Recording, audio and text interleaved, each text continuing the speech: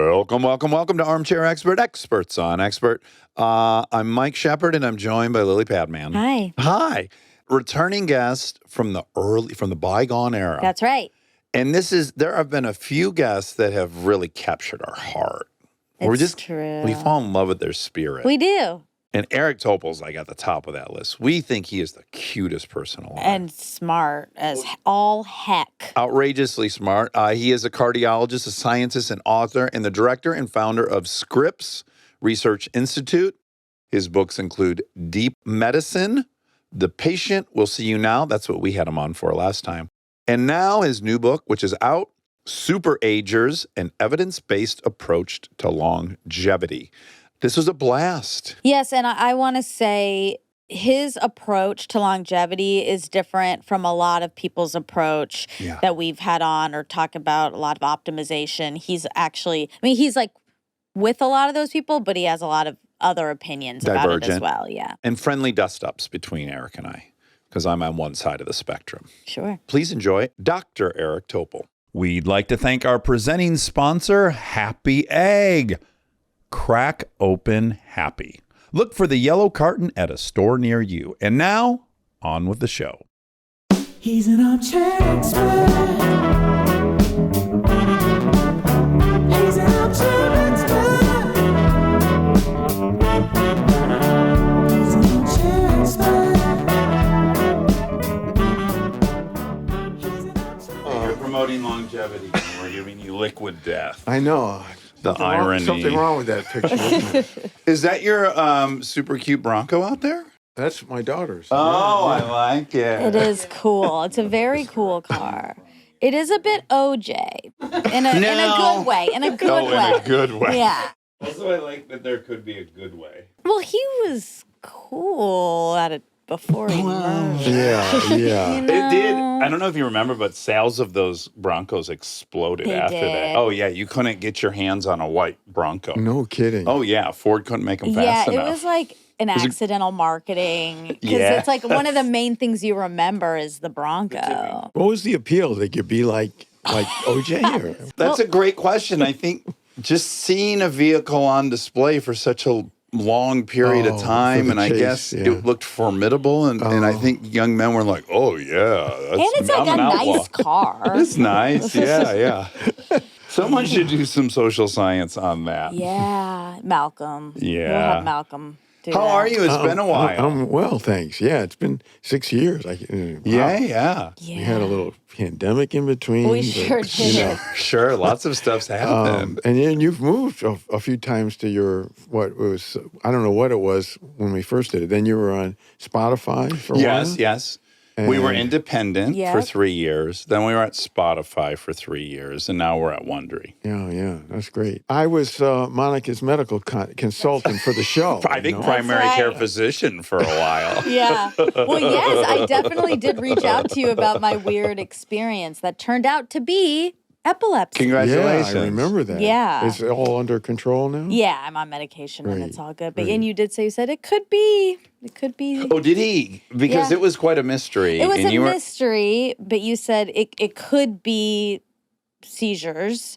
But yeah, there really isn't any way to know unless it happens again, which is correct. And Can't do it over the phone. And then it did. One of the things I really enjoyed was doing some fact checking. You would have somebody else, and he would make stuff up. Yeah. Monica would, is that true? No, it's not true. I did. Was that other person making stuff up me? Yeah, No, probably. was it again? No. Likely. But I hope it's gotten to you over the years. We talk about you quite a bit, and we have such a warm spot in our heart for you. That was such a lovely interview the first time. Thank you. So last time you were here promising us that we would be completely without a need of a doctor. Our smartphone would be doing all of our stuff, and here we are 6 years later, and where are we at on that before we move on to... We have a bone to pick. We haven't been able to scan our kidneys. Yeah. Well, if the medical profession would let things happen, we would. But the AI doctor thing has really come a long way. In fact, we had an op-ed in the New York Times recently about how there were 6 studies that showed that the AI, compared to a doctor with AI, the AI did better. Oh, Jesus. So even having the human involved in the system made it worse? We don't know if it's because doctors have a bias against using the AI even when they have it, or they haven't learned how to work with it. But to see that, it was not predicted at all. I bet it's both, right? Because I do think half of the art of AI is learning how to prompt it. Yes. It's such a specific way to communicate, and I've only been dabbling in it, and I'm learning as I go how to get a better answer out of it. Yeah, you're absolutely right. I think the doctors have not yet gotten grounded. That could be the explanation. How significant was it? Well, on these 6 studies, all of them were pretty substantial. And no one in the field really predicted that. They always thought the human plus the AI would be the hybrid would be the best. And one of the biggest things is doctors who have been keyboard slaves, data clerks, are now getting 3 hours less keyboard time a day. Okay. Because the AI is just in the room listening and handling all that stuff. And not only What a the blessing. conversation, making a great audio with a transcript and all that, but doing all the things like follow-up appointments, lab tests, prescriptions, pre-authorizations. Yes, submitting to insurance and all that. Nudging the patient after the visit, what do we talk about? So all these things are happening, and it's just like a gift to doctors, nurses. Yeah. It's starting to really spread now. Could save the career path in a way, because every time I interview a doctor and I ask if they would push their children into medicine, almost all of them say no. Yeah. Like No, it's very disheartening to see how few doctors want their kids to pursue that. It is, and it's such a great profession, and I can't imagine it'd be one that would be more exhilarating, a sense of caring for people like that. But the work of having to deal with insurance companies and this keyboard stuff and The bureaucracy. and most physicians are managed by bean counter administrators, and they basically want them to see more patients or read more scans or whatever it is, and that's interrupting why they went into medicine in the first place. So there's a disenchantment level, which the burnout is, as high as it's ever been. It seems like we need AI to be able to prescribe us medicine. And I guess we could have a bucket of that medicine, non-narcotic or whatever things you would not want to be gamed or be dangerous. But, I mean, where were we at with that? Do you think, that's ultimately what you would really want is you get a thorough examination. They ask all the same questions as the doctor would ask you. You take some pictures, and then it says you need this topical ointment. Go pick it up here. Yeah, that's coming. It is. For the common things like skin conditions, rashes, urinary tract infections, ear infections for children. The U.S. is different. A lot of countries, you would get the prescriptions through an AI. Here, there's much more protection about the medical need, oversight. Yeah. But I think that's going to be in the next couple of years. That'll be, for common things that are not life-threatening, that'll be right, routine. like one rung above over-the-counter kind of stuff. Yeah, exactly. Yeah, that would be incredible. Now, I am curious because in your own history, you famously left the Cleveland Clinic in 2005. Yes. Because you were sounding an alarm that there was this drug, Vioxx, or is that what it was? Heard of that one. Yeah, Right. that was really quite detrimental to patients. What was it doing? Causing heart attacks and strokes. Oh, wow. Mainly heart attacks. But the company, Merck, was suppressing it because it was a multi-billion-dollar enterprise. Yeah. And we found out they knew about it, and they actively were trying to hide this from the public. And so, if I had to do it over again, I'm not sure we would have confronted Merck, but we did. And, eventually they took the drug off the market in 2004. You were victorious in this. Yeah, and of course, in 2001, we'd predicted that it was going to be a real problem. Yeah. And they were denying it for 3 years. They were basically having people try to take me and others down about our sounding the alarm. Yeah. And at the end of the day, they took the drug off. They never were charged criminally, which I think they should have been. They went through all sorts of legal things, and they never really paid a price for what they did. And we don't even know how many thousands, hundreds of thousands of people were ill affected by this. It's hard to tell. And your pursuit of that then exposed this other problem that you got immersed in, which was this interconnectivity between the institute you were working at and the pharmaceutical company. Yeah, that was the real shocker there. So I didn't know what was causing the new CEO to tell me I couldn't talk to the media, basically put out a gag order. Yeah. And there was a real tension about normally, never an issue about talking to a journalist or, we had a 60 Minutes thing. They were going to come to Cleveland Clinic and he ordered them not to come. Yeah. I had to go to New York. Oh, wow. But it got even more intense. And then ultimately I found out that the chairman of the board of trustees was the best friend of the CEO of Merck. Oh.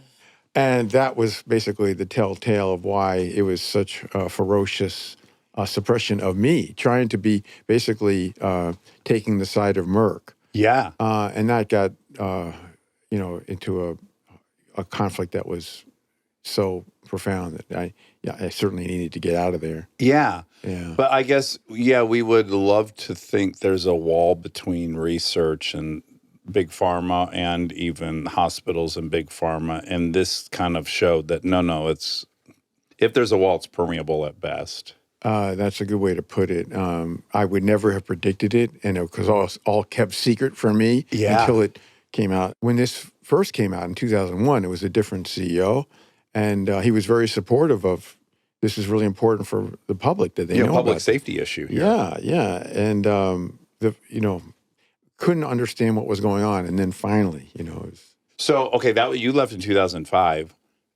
20 years later, do you think this problem is the same, less, or more? Yeah, it's hard to know for sure, but it doesn't seem like we've done a good job of dealing with the pharma companies in general. Did anyone from Purdue go to jail? Like No, any of the SAC? that's a great example. Right. I would have thought that would be that, and that was a bigger crisis, much bigger than Vioxx, the opioid crisis. Yeah, Well, you're talking to millions of people. And all publicly, told. everyone knows about it. It's not even like it's hidden. Like we There's all been know. 9 shows 100 and 20 docs. documentaries. Millions have ruined their lives and died, and here the Sacklers and Purdue, it's just been a money thing. How much money do we have to put this aside? Yeah. And how Purdue did this, all their illegitimate marketing and raising the dose and false claims. Yeah. It's basically taking the Vioxx thing to the third power or whatever. And and this is another example. Yeah. It correlates beautifully with however much money the drug makes is how what exponent it goes up by, really. How these drug companies can get away with this stuff and be immune to what any other person would have to face for doing things like this, it's just beyond me. So I guess I asked that question in pursuit of wondering, will these big institutions, big insurance, big pharma, the networks, will they try to put up roadblocks for this very democratized access to AI and phone medicine? Yeah, I mean, there's such perverse incentives in our country as opposed to other countries. Yeah. That may well be a problem. It's much less likely that AI will take full hold here as compared to the UK, many countries in Europe, even Canada, certainly in China. So, for example, we could see getting rid of hospital beds for the most part, except for like intensive care units or the emergency room, operating rooms. But most hospital beds aren't necessary. We could monitor people in their home, in their own. Yeah, you got bedroom. beds that are telling you how you sleep in your O2 level. I mean, we're like getting there. Yeah, you can convert a hospital room to an intensive care unit, equivalent of monitoring. And the American Hospital Association isn't going to let that happen. Right. Yeah. So that's just one example of what we could do with AI, because AI would be used there to predict if a person's starting to develop the signs of trouble. And then you would send in a team or you'd bring the person to the hospital, whatever. Yeah. That's the number one cost of our $4 trillion a year healthcare is hospitals. Wow. And we could make a big dent in that, but we have malincentives to go in that direction. Okay, so I have an unpopular view of, especially being a liberal. So I have a bit of an unpopular view. People love to hold up the UK's national health system or Canada's. And Although I think it's you're looking at what sector it's beneficial to. I think like if you're looking to generally just raise the overall access and health, I think it's very effective. Right. But I think you can't ignore the fact that anyone that needs something for real comes here. That's also true. We are also leading in so many areas. So all of this is built on this highly profitable system. So I think to ignore that aspect. And I have lots of friends that live in England. They're not all wild about it. I have lots of friends in Canada. They're not wild about it. Right. What we get sold on, here, just talk to folks that live there. They're not everyone's wild about it. So, but I think the tipping point would be if those countries did embrace all this, and we saw, oh no, you actually want to go there and use that because, again, the AI is catching the tumor at 78% accuracy and our doctor is getting it at 50%. If it becomes superior because the tech is so much better, I think the current argument that holds sway kind of falls apart. Do you think that could be a path forward? So I agree with you. So back in 2018, the UK government asked me to do a review of the NHS. So I spent 2 years going back and forth. They got me this incredible group of like 50 people, all the disciplines I got to work with.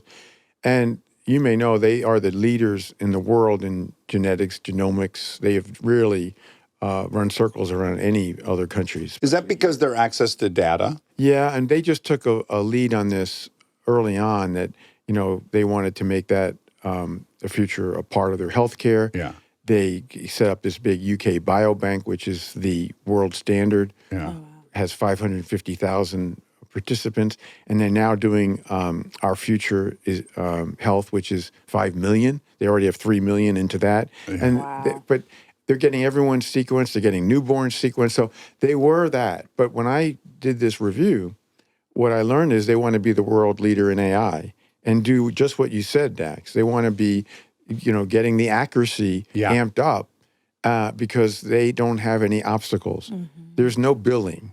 There's no insurance. Exactly. There's just none of this stuff that's There's no getting in the way. tiers to the system. Yes. Do doctors get paid a lot less there? Less. Yeah. Some of them do a private practice on the side to supplement their income. But yeah, generally it's less, but it's not, real low. Right. It's just that, the physicians in this country, do quite well relative to world standards, including England and the rest of the UK. Okay, so your new book is Super Agers, an evidence-based approach to longevity. And this is right up my alley as someone who turned 50 this year. And you're just a young puppy. Well, that's very kind of you to say, but my most optimistic self doesn't think that I am not minimally halfway over on the ride, right? And I put a lot of thought and effort into trying to see as much of my kid's life as I can. So I'm really, really interested in this. You start the book with two patients, Mrs. LR and Mr. RP. Why do you start with them, and what is interesting about them? Lee Rusall, Mrs. LR, who is proud to be identified, she was a recent patient, and she was really a trigger for me to write the book. And because she came to see me on a clinic appointment, referred, and the symptom was that she had some leg edema and didn't know why. Her primary care doctor wanted to know why. And then when I first saw her, I said, well, Mrs. Russell, how did you get here today? I drove, and she didn't look anything like her age, but her age was real. And then I started realizing her medical history, like there was none. Wow. Yeah. So she was a prototype of a study we did, actually called the Welderly. And actually, my daughter, Sarah, ran that study. 1,400 people she found with a couple other research nurses over the course of years, like her. But yeah, it's almost impossible to do, right? To find someone who's 98 who's not had any. Even the stat in the book is 95% of people over 60 have one chronic illness, and 74% of people have two by the age of 60. She didn't even have high cholesterol? No, she had nothing. Oh, nothing. my God. She's like a newborn.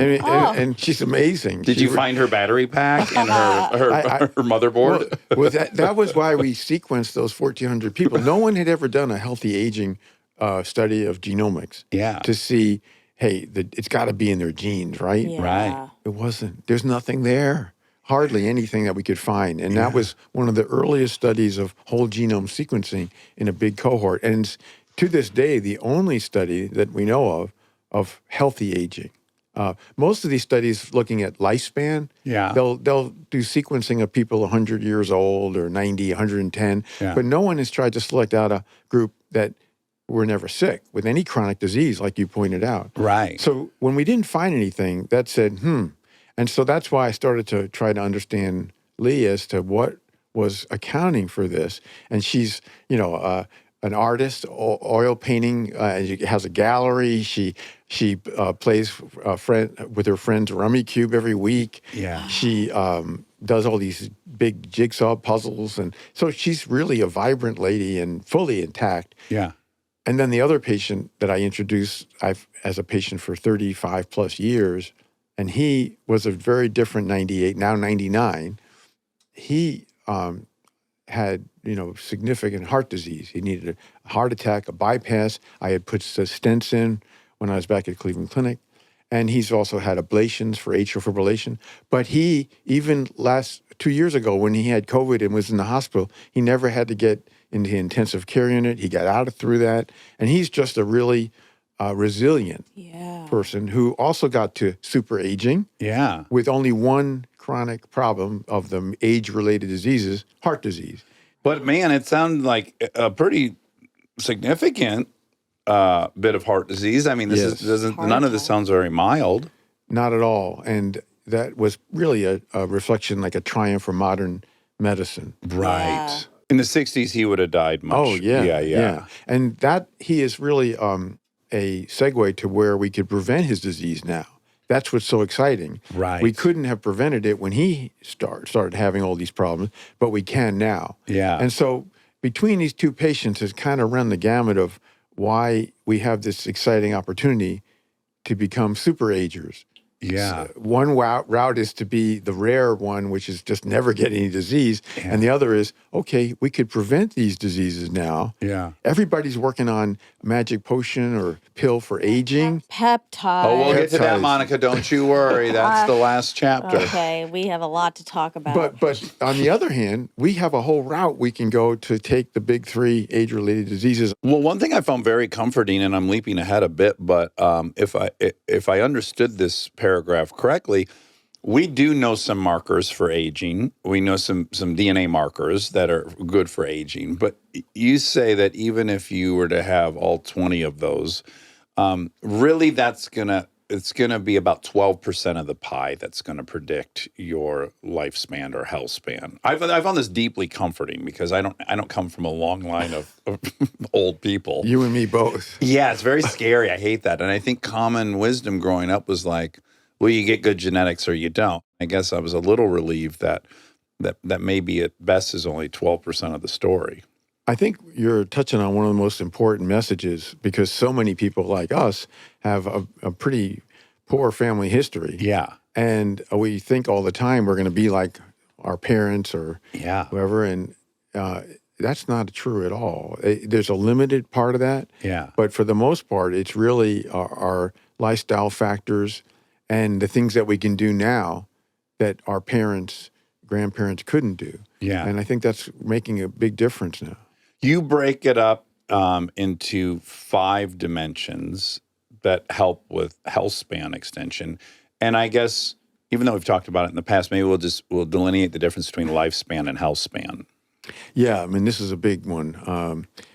The focus on living longer is, of course, I think the wrong one. Most people would agree that if you're demented or you're suffering all sorts of other chronic illnesses, cancer, whatnot, that isn't really worth living longer. Yeah. But if you can live healthily without a major disease and you're cognitively intact and you're not frail and you're vibrant, that's the goal. That's if you could hike to 85 or be sedentary till 105 from 70 on, I think we would all likely pick very active with a little less time. that's the goal. At least I see it. I think most people would agree. They would like to have the longest health span that they could. There's too much focus on this longevity with these, the clinics and all this stuff, and not enough on what we really are after. This is off topic, but to hear you say demented in the clinical sense, did I that like fly it. for you too? It's like if No, you I want like to be it. demented, and I'm like, oh, I never hear it in the actual. Yeah, connected You're to only saying dementia. someone's wacky, Yeah. right? Like a young Or they person. have a bad idea. Yeah, they're crazy. Yeah, demented. I do need to know, have you watched The Pit? Oh boy, yeah. I've watched one episode, and I do want to get back to it. I just haven't had a chance. It's really good. That's what I hear. Yeah. Even So if you listen to the show, you'd hear it even more. I talk about it a lot. Every single episode. Okay, so the 5 dimensions that you break it up into are lifestyle, cells, omics, or omics? Omics. Omics, artificial intelligence, and number 5, drugs and vaccines. So I just will say up front, I read Outlive, Peter Attia's book. Yeah, sure. And just loved it more than anything, probably because it corroborated my already belief in like what you should do. But at any rate, I think lifestyle, would we agree? Lifestyle is got to be the biggest chunk of this The pie. biggest. And that's the biggest chapter in the book. Yeah. And I get into a lot of the lifestyle, I think the nitty gritty that people may not know about. Yeah. But that's a big driver. And one of the problems with that is that people generally know some of the lifestyle factors, the big ones, diet, exercise, sleep. Yeah. But they don't know that they're at risk for this condition and that they really got to use these changes in their life Yeah. to prevent. So, yeah, I think the lifestyle factors are definitely of those 5, the big one, but they all have interactions. And so, in Peter's book, he doesn't really mention AI, Right. whereas that has a big role now and in the future. Yeah. There's really not mention of cells, which is saving people's lives now. Yeah. It's a totally changed world. We're learning how we can control our immune system, Right. dial it up or down, which Yeah. is the immune system is kind of the core, the basis of most age-related diseases, in fact. Yeah. And then, the whole idea of being able to omics is not just the genes, but it's our proteins. That's where there's been an explosion of new knowledge, organ clocks, and we'll talk about, but microbiome, the gut microbiome. So I think what's different about Outlive, which I read and I actually interviewed Peter on my podcast. Oh, okay, great. There were a lot of good parts of the book, Yeah. but there's some crazy parts. Oh, great. I want you to flag Yeah. those. He takes rapamycin, and he says, take rapamycin patients. There's no data to support that. It's potentially dangerous. It suppresses your immune system. That's the last thing you really want to do. Okay. I have something to say about that. I know someone who qualified for the trial for it, and they immediately got shingles, Yeah. and it was so bad. Like it was spread through the whole body, and he had to go through a lot of. It's just really bad. Yeah, no, you don't want to suppress your immune system with unproven longevity or Yeah. even health span. He also has everybody getting a total body MRI that can set up all sorts of false, rabbit holes. So I had an argument with Dr. Mike about this because I've had it and I'm pro it. I understand what your concern is, but I do think you can go into it with the right mindset, which is I'm not going to chase down everything. I'm not going to have a bunch of follow-up stuff. I'm going to look for a big-ass tumor that we're going to monitor, and I'm going to go next year and see if that thing's exploding. I mean, I think there is some way to do it, but I understand it does set off potentially all this medical intervention that potentially has more downside than any of it. Well, I mean, a perfect example in the book, I talk about a friend of mine who's a New Yorker physician, writes for the New Yorker, Drew Kular, and he went because he was going to interview Peter, gets a total body MRI, and they find this, he's like 40. They find this thing in his prostate. Now he has to get prostate biopsies every 6 months. And, this is crazy. That's not a fun procedure to have. No. And there's nothing wrong with him, but he's become, mentally. Obsessed. Yeah. And you got to be strong mentally to have it, is my argument. The other comeback I'd have for you is if you're worried about cancer, which obviously a lot of people are, there's much better ways to go at it than to get a total body MRI. Because if it shows up as a mass on a total body MRI, it's gone pretty far along. You can find it in microscopic in the blood if you're at high risk. Right. And first you want to know if you're at high risk. Yeah. Then you get a blood test that says in your plasma there's some tumor DNA, and we get that sequence and find out where it is, then you could get the MRI, and hopefully it doesn't show up on the MRI because that means it's pretty far along. But Eric, I smoked crack for years, and I smoked cigarettes for 20 years. Like, I needed a good scan. I stand by my scan. Found out I had scoliosis. I was like, oh, that's cool. I had no idea, and it's extreme. Yeah. Stay tuned for more Armchair Expert, if you dare.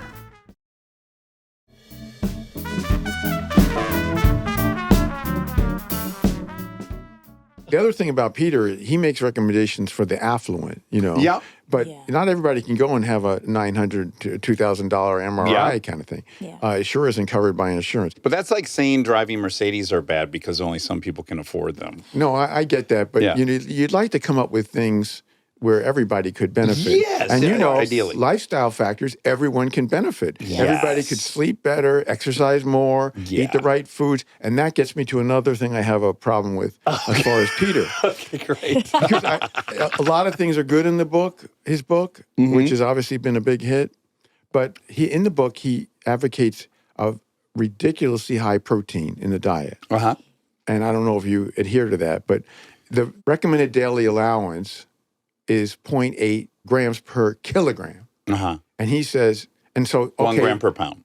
1 gram per pound, so Yeah. He does it. Yeah, that's way too much. And it can be dangerous for your arteries, okay? Well, not the protein itself, but what you're eating to get the protein? No, the protein itself. Okay. So particularly if it's from animal derived proteins. Yeah.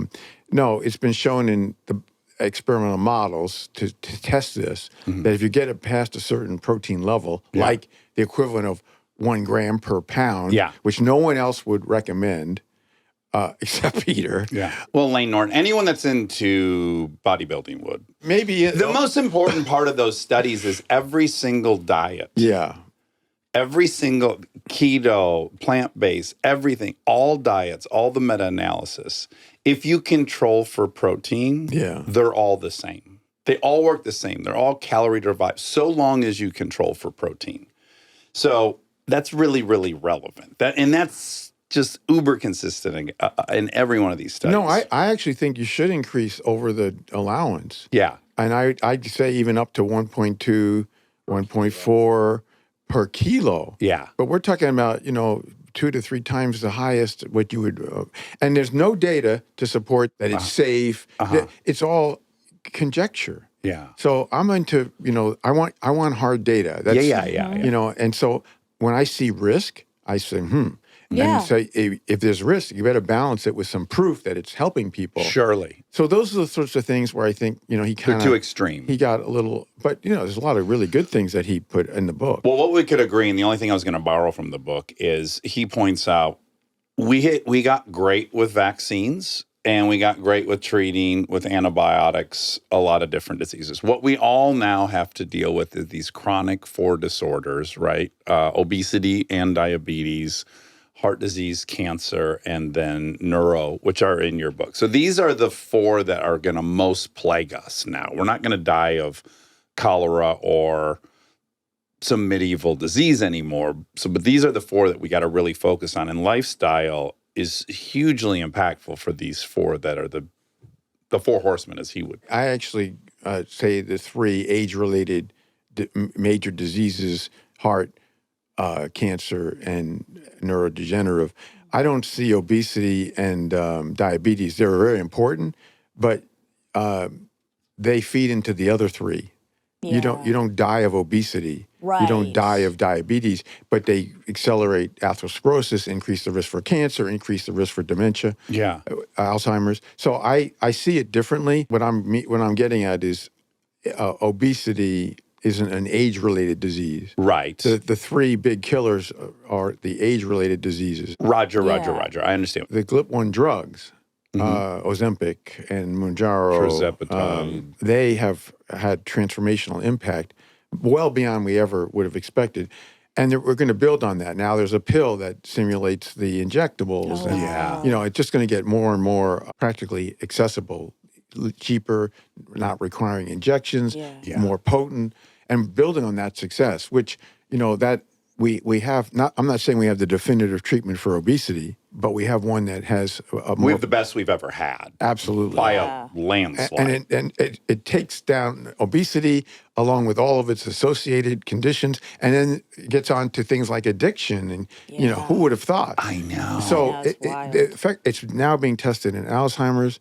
We now know the mechanism. It's not just about weight loss. It's about blocking inflammation in the body and in the brain. Yeah. So it's, the fact that it's being tested in Alzheimer's in big trials that will get the end of this year or the beginning of next year is really... I mean, should we just all be on it? Well, I posed that question in the book. Yeah. That someday would this be something that would be maybe not universally used, but very commonly used? Because right now it's the most impressive class of drugs we've ever seen, because the side effects are short term. They're GI side effects. Yeah, the only one that troubles me is the muscle loss. Yeah. That's the only thing you got to really be on top of. Absolutely. So the muscle loss is a concern, and it's a concern because the drug companies are buying up companies that make drugs to build up muscle. Yes.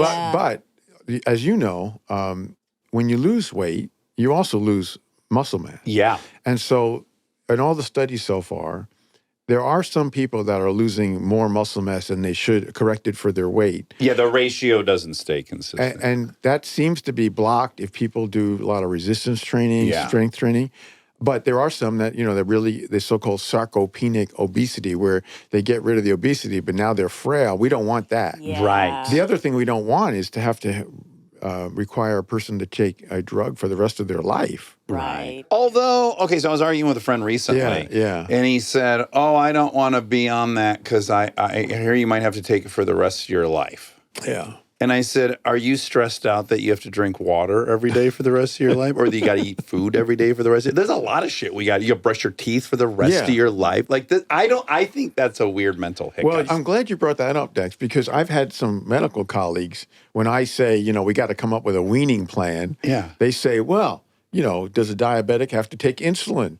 Do you have to take your high blood pressure medicines every day? Yeah. So, yeah, but the problem here is it's a little different because the ability, first of all, we haven't had people just with obesity take these drugs for, more than 4 or 5 years. So we don't know, there's some unknown, known unknowns years later. Am I right in that the diabetics have been taking this medicine for 15 or 20 years? Yes, So it's not as new as people think.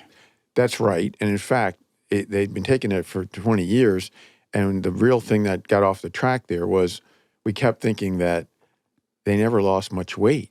Diabetics, they lost 3 pounds, 5 pounds. Yeah. And so why would you ever study a drug to lose weight when the people didn't lose weight? Right. And then this woman scientist at Novo Nordisk in Denmark says, we got to study it. We got to study it in people who are obese. And finally, they listened to her. Right. And it took 20 years to show that, the people who don't have diabetes but are obese, they can lose 20, 30, 50, 60 pounds. And we still don't know today why people with diabetes don't lose much weight. We have no idea why. I didn't know that. So if you have diabetes and you're on the drug, you don't see a minimal amount. Weird. And there's lots of theories. There's 8 different theories why that is, but no one knows really why. Also, the precarious origin of the medicine having been invented by a company that's primary source of income is insulin production. Yes. And the fact that they even allowed this drug that potentially was going to cannibalize their real business,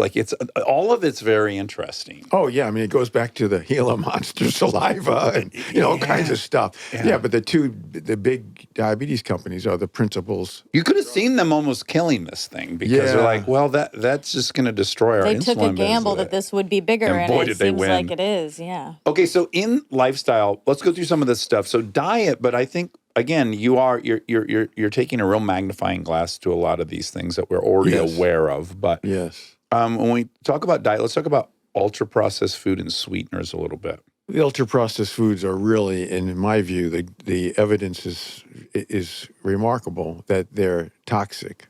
They're basically the age-related diseases, the big 3. They're potentiating all of them, and the U.S. is the worst in the world for intake of ultra-processed foods. Oh, yeah. My kids bring home stuff sometimes, and I'm like, how did they even think of this, much less construct this product? Yeah. It was like Reese's Pieces Cups popcorn. And I was like, well, you're damn right that's going to be delicious. But how did they do it? The kids are taking more than 70% of their intake of calories is through ultra-processed foods or energy.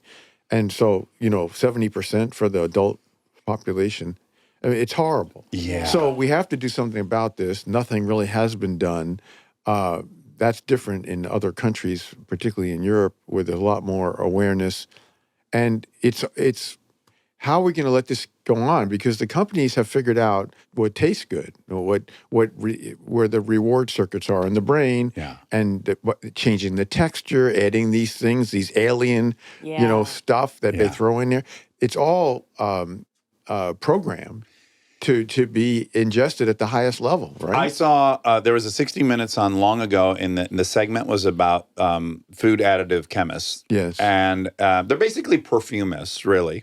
And they take this group of them to an orange grove in California. And they're watching them all take one off the tree and peel it, and then they're tasting it. And this one scientist says, like, oh, yeah, it's this, it's that. He's breaking down all the things. And he said, now, we wouldn't design it like this because you'll notice the taste lasts for a really long time. It stays in your mouth for a bit. And we want something that goes away almost immediately after you experience the nice taste. We want it to go away so that you want to replace it. And I was like, oh, well, this is actually nefarious. It's not just I want to make it taste good. I want to make it taste good for a blip, so you have to have more immediately. Like, how are you going to compete with a brain trust like that, figuring out how to make you eat as much as possible? Exactly. We're the prey. Mm-hmm. Yeah. And we have to do something about this because all these foods can be made without all this gunk in there. Yeah. In the book, I bring up about the young people developing cancer now. It's a big issue.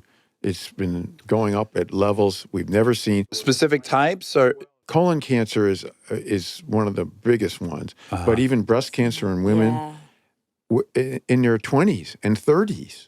Ridiculous. We never saw this stuff before. Now it's really starting to become a big issue. Eric, what's the mechanism that would be happening? The big theme in this is inflammation. Mm-hmm. So ultra-processed foods, once it gets through your GI tract, you absorb it, it incites inflammation throughout your body. Mm-hmm. And even the gut to brain, which is like how the GLP-1 drugs like Ozempic works, it also activates the circuits. And the brain is the master circuit for the immune system. So basically you've got activation of immune system, inflammation. That's not good. And the ultra-processed foods are doing that. And so they can convert a person who's pre-diabetic to be actually diabetic. It certainly would be considered now, I clearly a risk factor for cancer, for cognitive deficit, for heart disease. I mean, the list is just pretty remarkable. Yeah. How can we keep denying it? Now, when I talked to my friend, the FDA commissioner, twice, Rob Califf, who was onto this, he says, well, Eric, the U.S. Department of Agriculture is really tough to work with. And then we got big food. And this is, we're talking about the pharma industry. Yeah. The big food, try to change their ways, try to challenge them. Yeah.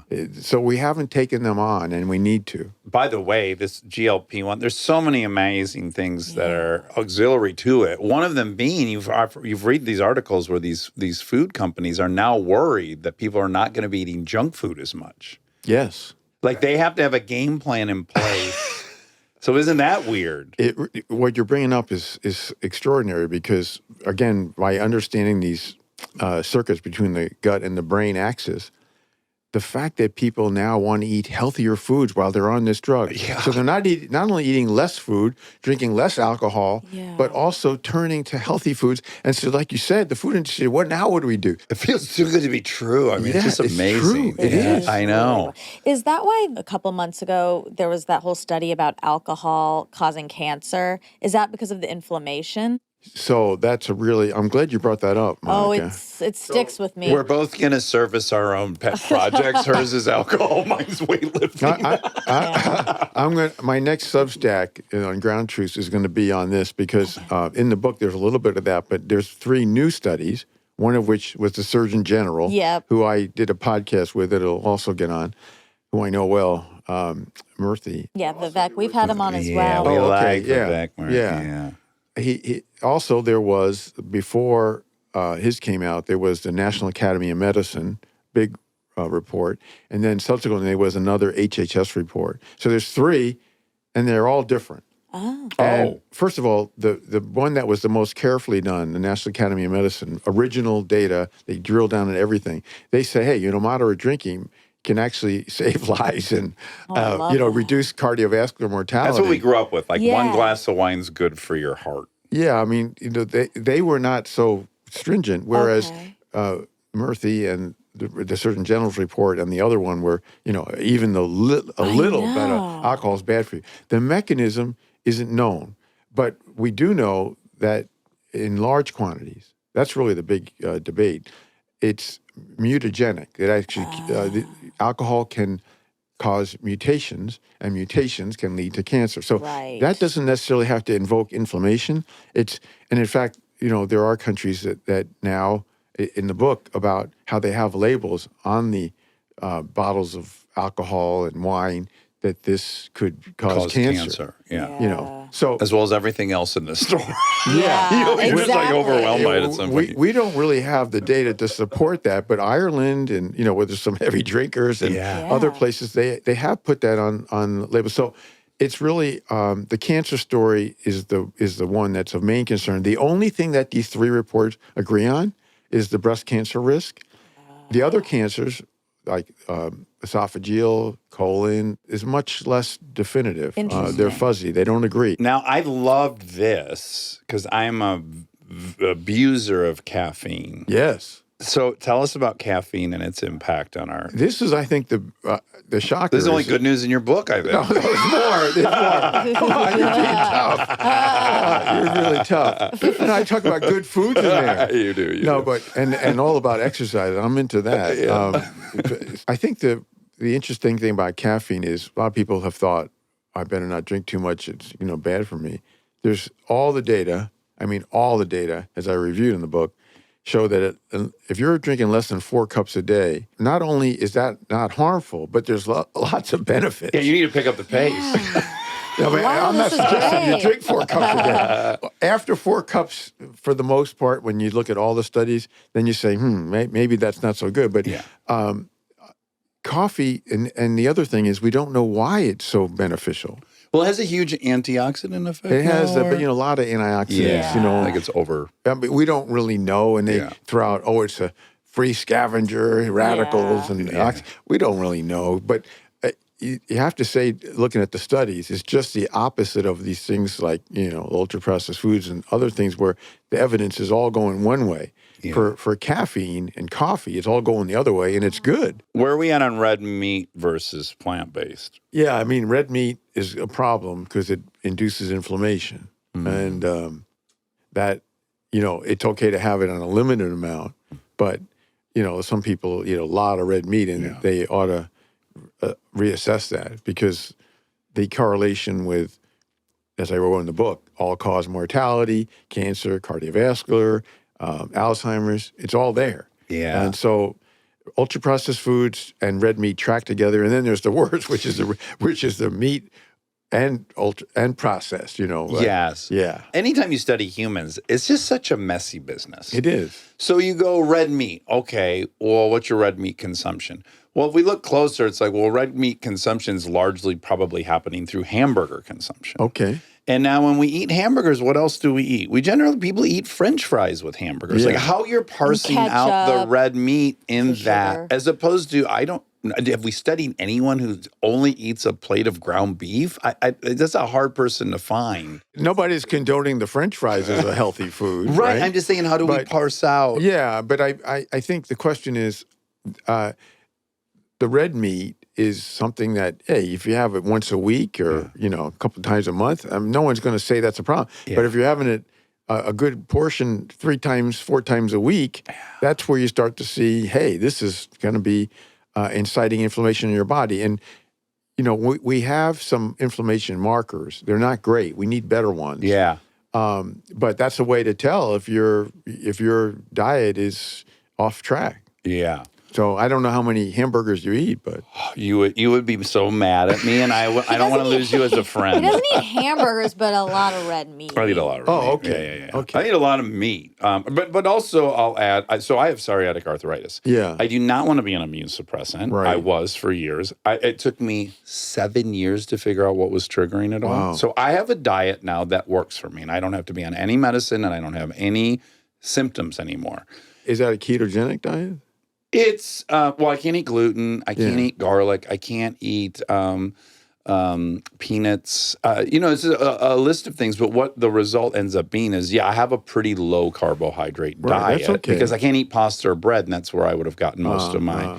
But I'm not afraid of a potato or some rice. But in general, I have a pretty low carbohydrate diet. Yeah, well, that's all right. And my cholesterol right now is great. Like all my markers, and I'm spoiled in that. Like we're in a study with Dr. Richard Isaacson for Alzheimer's, so I'm getting a lot of work done there. I get a lot of blood panels, and things are good. Good. That's terrific. But I do eat an amount of red meat that would really break your heart. Well, but that has to be individualized. Like you present a different circumstance. You have this autoimmune disease. Yeah. It's like we make these recommendations for everyone, but everybody has a little different story behind it. And that's the most exciting part of this chapter, in my opinion, is with the help of AI, getting for people to actually know what diet they should be on. Yeah. To me, seems like would be one of the most helpful things in the world. I totally agree. I mean, there was a fascinating study that just came out of over 105,000 people followed for 30 years, and only 9% of them made it to age 70 with no age-related diseases. Oh, wow. And so they say, well, what are these 9% eating? Yeah. And basically it was, plant-based diets, vegetables and fruits, and all that kind of stuff. Again, this is that's the best known diet we have, best validated, a Mediterranean-like diet. But that doesn't mean that's the right diet for everyone. Right. And as you say, using AI, there's some big studies going on right now. Hopefully they won't be derailed at NIH. Big investment to see if we can find the right diet for each person, because each of us metabolize things differently. Yeah. And we have other coexisting conditions, or we're at risk for different things. Yeah. And so when you have all that data, and that's where you use this multimodal AI, you can really help people to guide them as to what would be best for them. Yeah, the notion we'd have a food pyramid for 300 million people is a fucking fantasy. Totally. It's totally. crazy. Yeah. And so then we'll get out of this mode of, you eat too much this, you eat that. No, because, I think that's where we are right now. It's crazy. We have to get down to the individual level. And I think it's been the great frustration with consumers with the nutritional sciences in general, which is like we're wanting them to have a magic bullet for all humans. And of course, that's why they contradict each other all the time. And there's no consensus in that field. It's a very frustrating field to monitor. Yes. But it's because we are so individual, and that's really going to be the answer probably. Yeah, I mean, this is such a fundamental part of our life, what we eat, and the fact that we haven't cracked the case yet. We know, like from glucose sensors, that, people have a totally different response to their having spikes of glucose for the exact same food, exact same time, the exact same amount. And so we've seen the same thing with our lipid. And that's what we have to get to, the determinants, and to give the best counsel to people so they'll know. And it may not be that it's the same diet throughout their whole life. And maybe you need to reassess it at times. But we're going to get there someday. We didn't have the way to deal with all this data. Billions of data points for each person, and many different layers of data, their gut microbiome and their glucose sensors, their diet, and their stress, their physical activity, all these data points. Now we can actually analyze that, which is extraordinary. And what will that AI model look like? Will that be a combination of it having mapped your genome? You're wearing some sensors. It knows what you're eating. Like, how will that come together? Like, so we just did a study soon to be published. We had 1,000 people. We got all those layers of data, everything. They took pictures of everything they ate and had the glucose sensor. We did their genome sequence, their gut microbiome, tracked their physical activity, sleep, everything. Yeah. And so we could figure out what, in those people, what was driving their abnormal glucose spikes, and also who would wind up being the ones to go risk from marching on from pre-diabetes to actually getting to diabetes. Right. So it can be done now. It requires some pretty sophisticated AI modeling, but it's just going to be done a lot more. Yeah. This was like kind of one of the first studies to really try to get at it. And I do think the interactions between the sleep, physical activity, stress, what you eat, all these things are very complex. Yeah. We as humans can't analyze this stuff. We can't even keep track. Yeah. No, Even when you ask no. people to say what they ate, like, is that 6 ounces of breast? Is it this? Is it that? Like, they need help. And also, like, it's a tall order to ask people, like, don't eat carbs. Well, Right. wouldn't it be great if they said, like, oh, no, you can have as many potatoes as you want. Stay away from rice, and you're allowed to have this. That's a manageable approach for people. Right. Exactly. Oh, I think that'll be a breakthrough. Okay. I have to ask because my wife will want to know this the most. Environmental toxins. How serious of a concern are these environmental toxins? I think it's very serious. You do. And the data, I review, the big three, the fine particulate air pollution, less than 2.5, the microplastic, nanoplastic story, which is really troubling, and then the forever chemicals. You could add pesticides to that, of course. Yeah. But so they're really troubling because if you watch all the graphs, they just keep getting higher burden. Yeah. More plastics, more forever chemicals, Yeah. worse air quality, Yeah. even without wildfires. So we're not doing anything about it. And here we are. We have these great new ways to prevent age-related diseases. Fantastic. But what are we going to do, as I call lifestyle factors, which is our exposures to these big three? Mm-hmm. The plastics one is really compelling because we now have plastics in the brain in people correlated with dementia. Okay. So that's really what I want. Yeah. I need more info on it. When I get in these debates with her, I go, I'm not arguing at all that we're not measuring more plastic in the body. I totally accept that. Right. Where's the studies where we know the impact of having more plastic? Yeah, in your so body? We don't know. Do we know yet? There's one, it's in the book, and it's the one that, because I'm a cardiologist, it's the one that gets to me, right? Okay.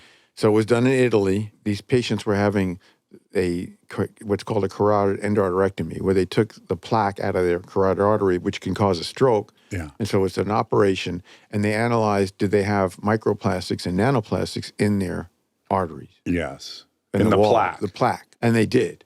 Okay. 70% of them had, and they not only had that, but you could see right around where the plastics had accumulated in the plaque, that was where there was this really nasty inflammation that was So the body centered. was rejecting. Exactly. It was seeing it as, alien, foreign matter. Right. And it was inflamed to try to protect the body, but in fact, it was inciting big-time inflammation in an artery that gets in the bloodstream that you wouldn't want. But that's not all they did. Then they followed these people, and they saw, well, are these people who had the big-time plastics in their artery, did they have more heart attacks and strokes? And did they die, because of heart attacks? Yes. 4.5-fold more, okay, than the people who didn't have plastics You're in their going to arteries. shoot me. You're going to pull out a gun and shoot me. But again, I'm just curious. Yeah. Where would you be getting all these plastics other than you're drinking from a ton of soda? And are we actually seeing the result of massive soda consumption or the plastics in the bottle that the soda came in? Okay, well, we're actually even breathing in, Plastic. ingesting. But the most of it is coming through what we drink and eat. So plastic bottles. Where is all the water bottles? Well, yeah, it's not just soda, Yeah, water. it's a great counter, you guys. It's a really good And counter. what we have, people take their food, put it in plastic to store it, and then they're going to heat it up and they put it in the microwave. Yeah. Talk about a double whammy. Yeah. The food's stored in the plastic, and now we're going to heat it up so all the microplastics can fully Leach in. embed into the food that we're now going to eat. Oh, fuck, So- I got to change that. Okay. You don't use plastic. I do. Plastic I do. I'm the only one in my family. containers? The whole Oh my family's God, like off Dax. plastics, They but are? I'm like the old man. Well, it who's just sounds like Kristen is onto it. she's on it. I'm the only one that's still drinking out of like the plastic water bottles. I and do stuff. drink out of plastic water I know. I have bottles. these blender cups and I fill them up over and over again with protein shakes and The stuff. Essentia comes in plastic. But you see the millions of tons of plastics that are accumulating that are it's non-biodegradable.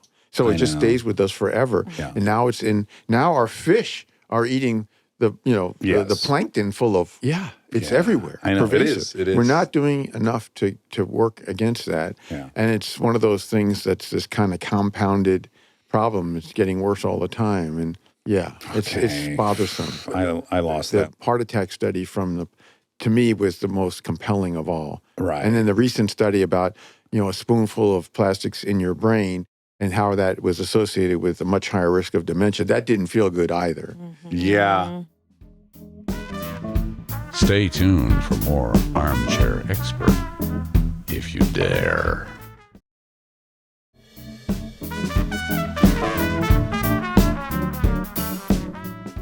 I don't know how someone is 2 standard deviations above or below the plastic consumption. It's like it comes in your can that is aluminum, but it's got a plastic line. Like, how on earth is anyone taking in more or less? That's the part I find So your point is a really important one, is at the individual level, how much can you do? Because it's so pervasive. Yeah. I mean, but you can do some, but we also need to take this seriously, because there are some solutions in sight. There are ways to combat this that have been published, some really elegant science work. Yeah. We're just not implementing it. It's like we're just ignoring it all. Yeah. Yeah. There's so much happening. It's like, well, you get fatigued on all the problems we have. Yeah. I think people get fatigued. That's kind of me. I go, like the fires thing happened, right? And there's a big panic in my house. And I'm like, yeah, so it's going to cut however many years off our life, but it's going to cut that many years off of every single person we know. Like, that's where in some weird way I go like, yeah, but we won't be uniquely punished for this. Well, it's everyone. It's everything. It's Right. and an illusion that you can escape it. It's just like,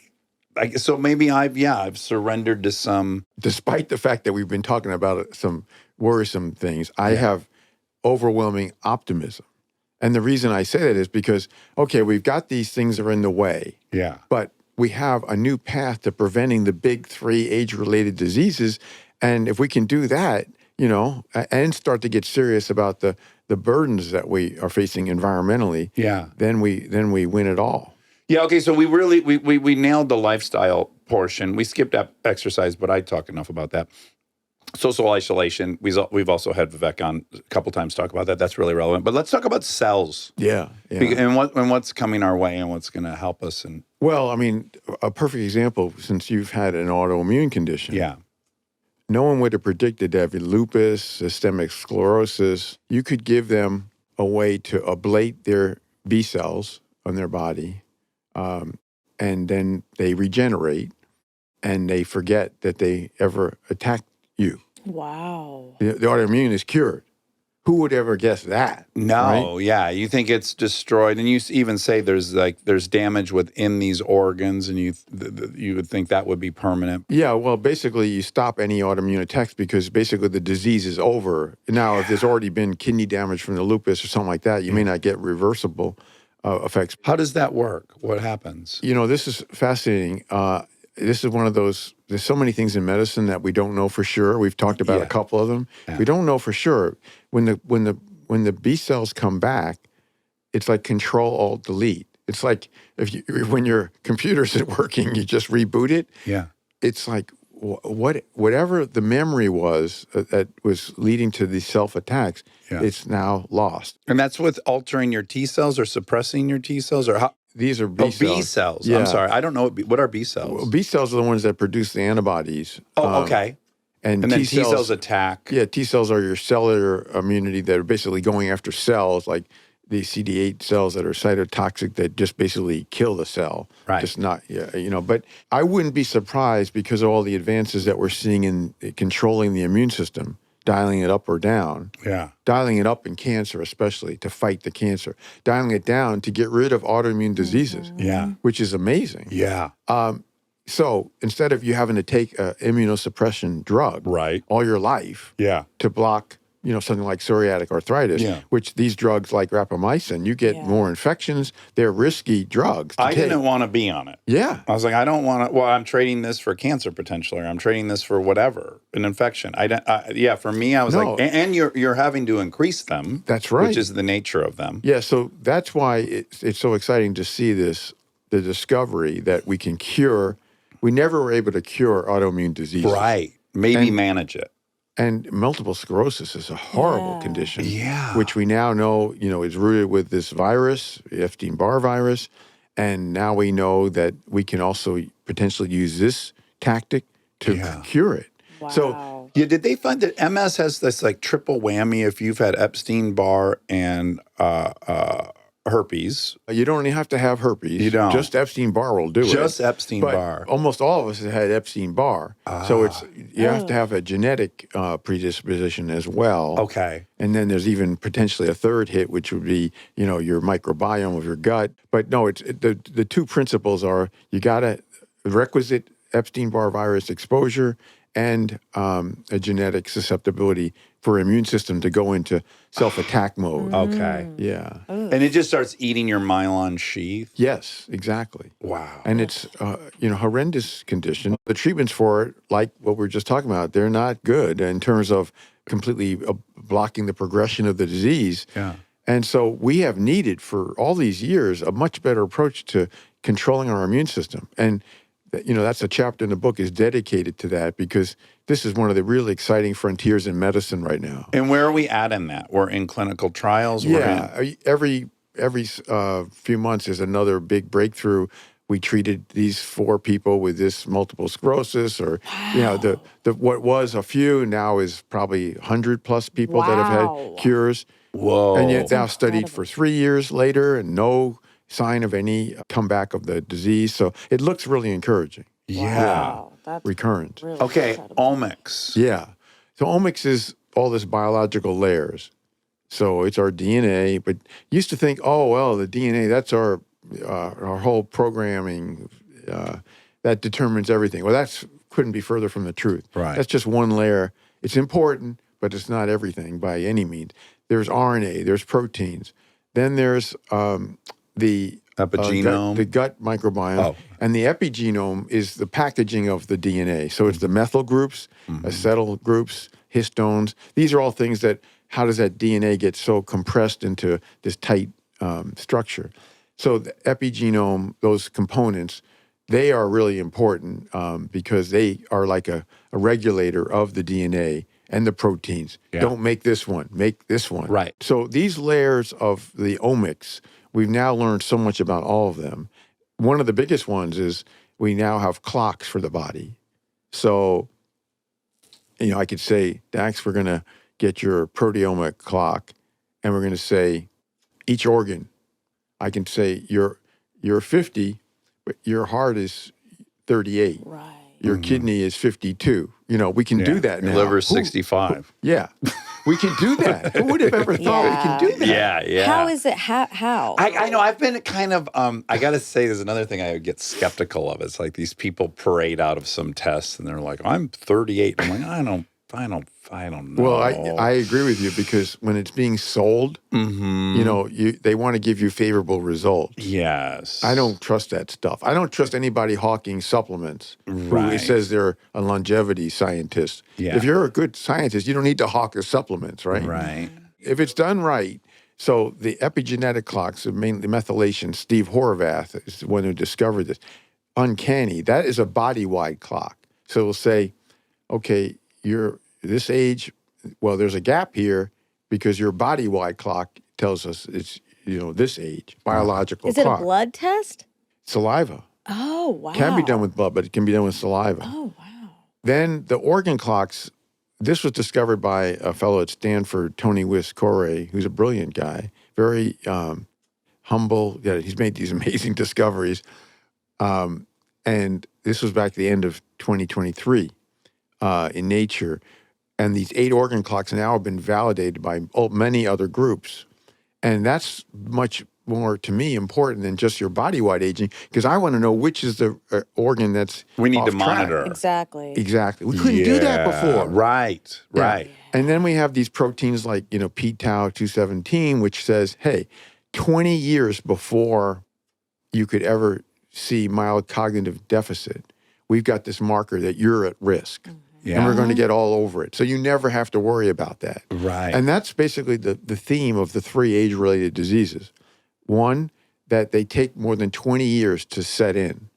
So you can't get Alzheimer's or cancer, Right. except for very rare It's not types an of cancer. infection. Or heart disease. You got to wait 20 years. You have a lot of runway to work with. Yeah. And then the second thing is we talked about they all have this problem of inflammation, hyperinflammation, abnormal inflammation, immune system that's basically the underpinning. And they're all preventable. Different, right now, they're preventable overall, like heart disease, 80%, 40 to 50% for cancer and Alzheimer's with lifestyle factors. But when you know who's at risk, and you know all these things we can do to go into surveillance and prevention, high gear prevention, there's no reason why we can't prevent these diseases fully. And then now we get into artificial intelligence. Yes. So in order to take, when you have all these layers of data, all your omics, all your records, all your behaviors, lifestyles, exposures, you have multimodal AI, and it says you're not at high risk for these 3 age-related diseases. Lucky you. Yeah. Or usually it's one of the 3, not 3, most people. Yeah. This is the one you got to, go after, and you go into surveillance and prevention mode. And this is where we're going to tighten up these certain risk factors, and we're going to direct our resources and our mindfulness on this. Yeah. So just like we're talking about with the nutrition, but now for healthspan, that we individualize a preventive plan for you now that we know this is your vulnerability. Yeah. And, a lot of people, fortunately, don't have vulnerabilities until, at a later point in time. Do you think a lot of people will be listening and going like, yeah, that all sounds great. Some people are going to get access to that, but there's no way it's going to get democratized to a point where I'm ever going to be able to. Yeah, well, that goes back to our earlier point.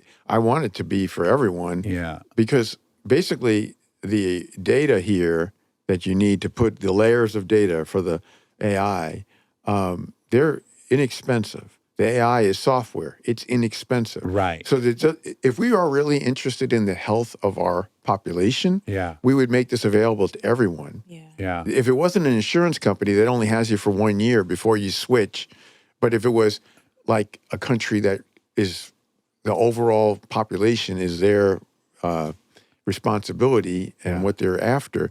So if we really are into it for that reason, then we would make it available to everyone. Because what is the cost in our society to these big 3 diseases? That's what eats up all our resources. 4 trillion, is that what you said? Yeah, I mean, we talk about the hospitals, but it's the people that are in the hospital because they have the cancer, or they're in these facilities because they have Alzheimer's, and then all the heart disease that we still have, the number 1 killer still today. And that they say like you spend something in like 80% of your lifetime resources you spend in the last couple of years of your life. It's like a very lopsided expenditure. And there are these 3 diseases. Yeah. So you're absolutely right. And so if we can prevent them, it's in the world's interest. If there's a way to do that and doesn't we could spend all that money on defense.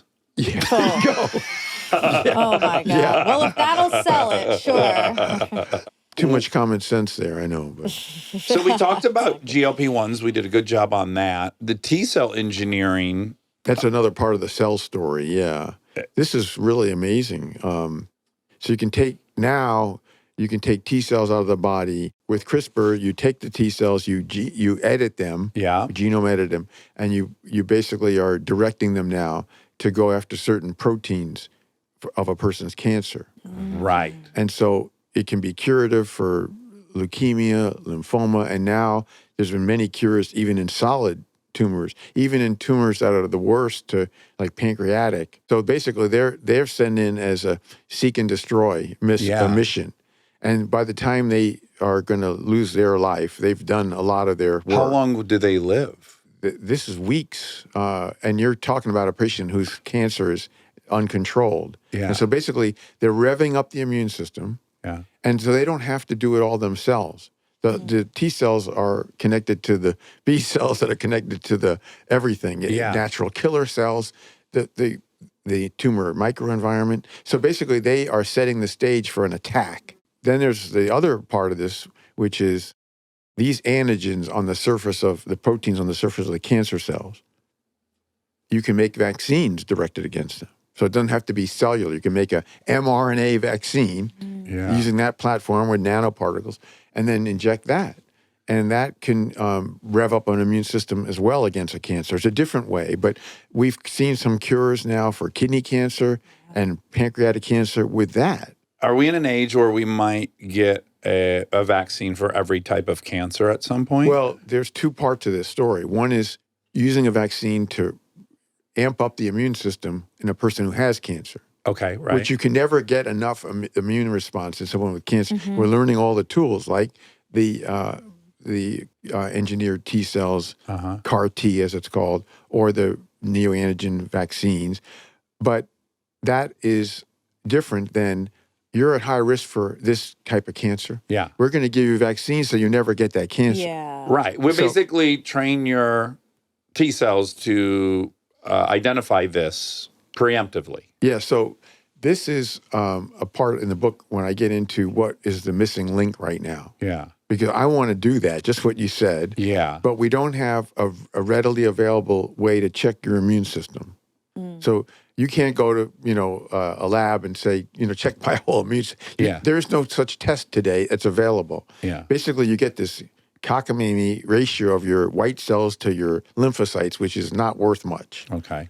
So what we want is a immune system checkup to know, because if your immune system is down, that's when you start to see the vulnerability to cancer. Yeah. Or if it's up, the vulnerability to an autoimmune condition. Yeah. And so we have these, they're done in academic labs. Like I volunteered to be in the Human Immuno Project, which is run out of Yale.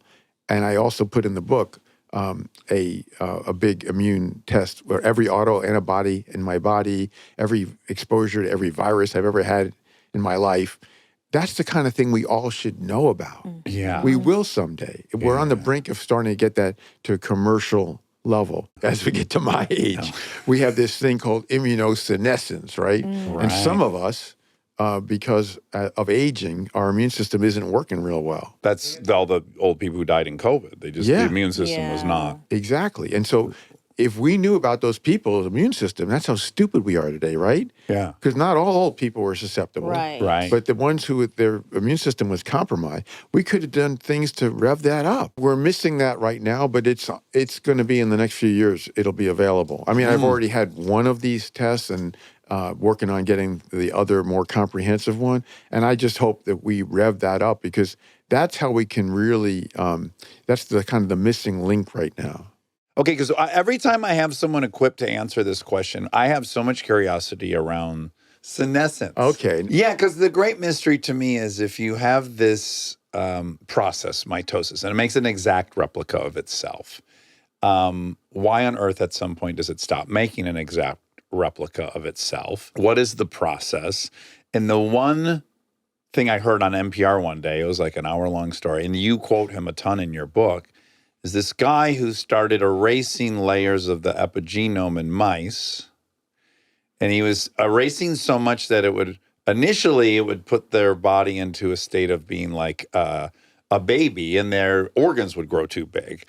And then it was learning to dial back how much we erase from this. Because you accumulate garbage in flaws in your epigenome, yeah? Yes. I know already you don't care about living to 200. Right. You're right about that. Yes. I already know you Same. don't care. I am fascinated by that. I do like the notion of... I wouldn't mind living to 200 and being healthy. Yeah. Yes, Yeah, I mean, sure. healthy. Oh, that'd be great. But of these things, which that's ones... unlikely, yeah. It's unlikely. Go ahead. Shatter my fantasy, but that one seemed really promising. So Juan Carlos Belmonte, who you're referring to, is a close friend. Yeah. He used to be at the Salk Institute, which is right next to where I work at Scripps. And then he's more recently at Altos Labs. And he discovered this, the fancy term, partial epigenetic reprogramming. What it really means is he's taken these factors called Yamanaka factors, which can be used, this was a guy in Japan that discovered those, to make stem cells.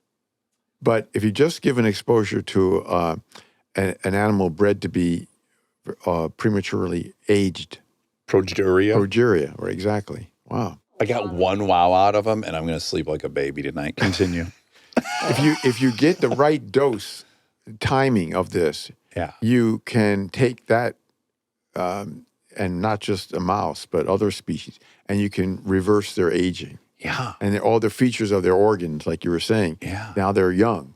Yes. You say, wow, this is amazing. I think that's the most amazing thing I've ever heard. Yeah, it is. They took these old mice and they made them young again. Yeah, of all the different approaches, the one that is the most striking, I mean, we're talking, there's like 12 shots on goal here. Yeah. That one is wow. But as you'll see when you look closely at the data, there's two issues. One, it's very finicky. It's kind of like Goldilocks. You got to get it just right. Otherwise, you get tumor development. Cancer. Because the difference of youth cells that are, vibrant and dividing. A ton. They don't never divide perfectly. We're always accumulating mutations. Sure. So it's never as identical as you'd like to think. Okay. So you can get cancer from this, Yeah. which, we've seen teratomas in these animals. Now, the problem is their company, is billions of dollars of investment. $3 billion, you said it right. There you go. Yeah. They are supposed to go into clinical trials. Well, how are you going to inject this to a person? Yeah. Who's going to be the person that wants to get this body-wide Yamanaka factors to see if they can reverse their aging? A 96-year-old that's like, either make me young tomorrow or I want to die in a week. I mean, that's who you're looking for, I guess. But that might be too far gone. Well, yeah. And then you get a misread that it doesn't work. Good point. So they're going to try it like in a knee that is like just about to have to undergo a replacement. A total replacement, and see if it makes the knee healthier. Yeah. Before they go to a total body. Yeah. This one is potent, but also a bit dicey, for risk. Yeah. So we're going to see, it could turn out to be. That's why I say in the book, I used to think all these reverse aging things were never going to be a go, but there's so many different ones. It breaks some of our really previously held tenets of biology. Yeah, because it used to be, the mouse lived longer. Well, a lot of things make mice live longer. Right. But when you do this sort of thing, like you said. When you cut their age in half. It's like, and you see it, all of a sudden they have all this muscle. And, they're cognitively crisp, as best you can tell when you put a rat in a maze test. Yeah. Stuff like that. So,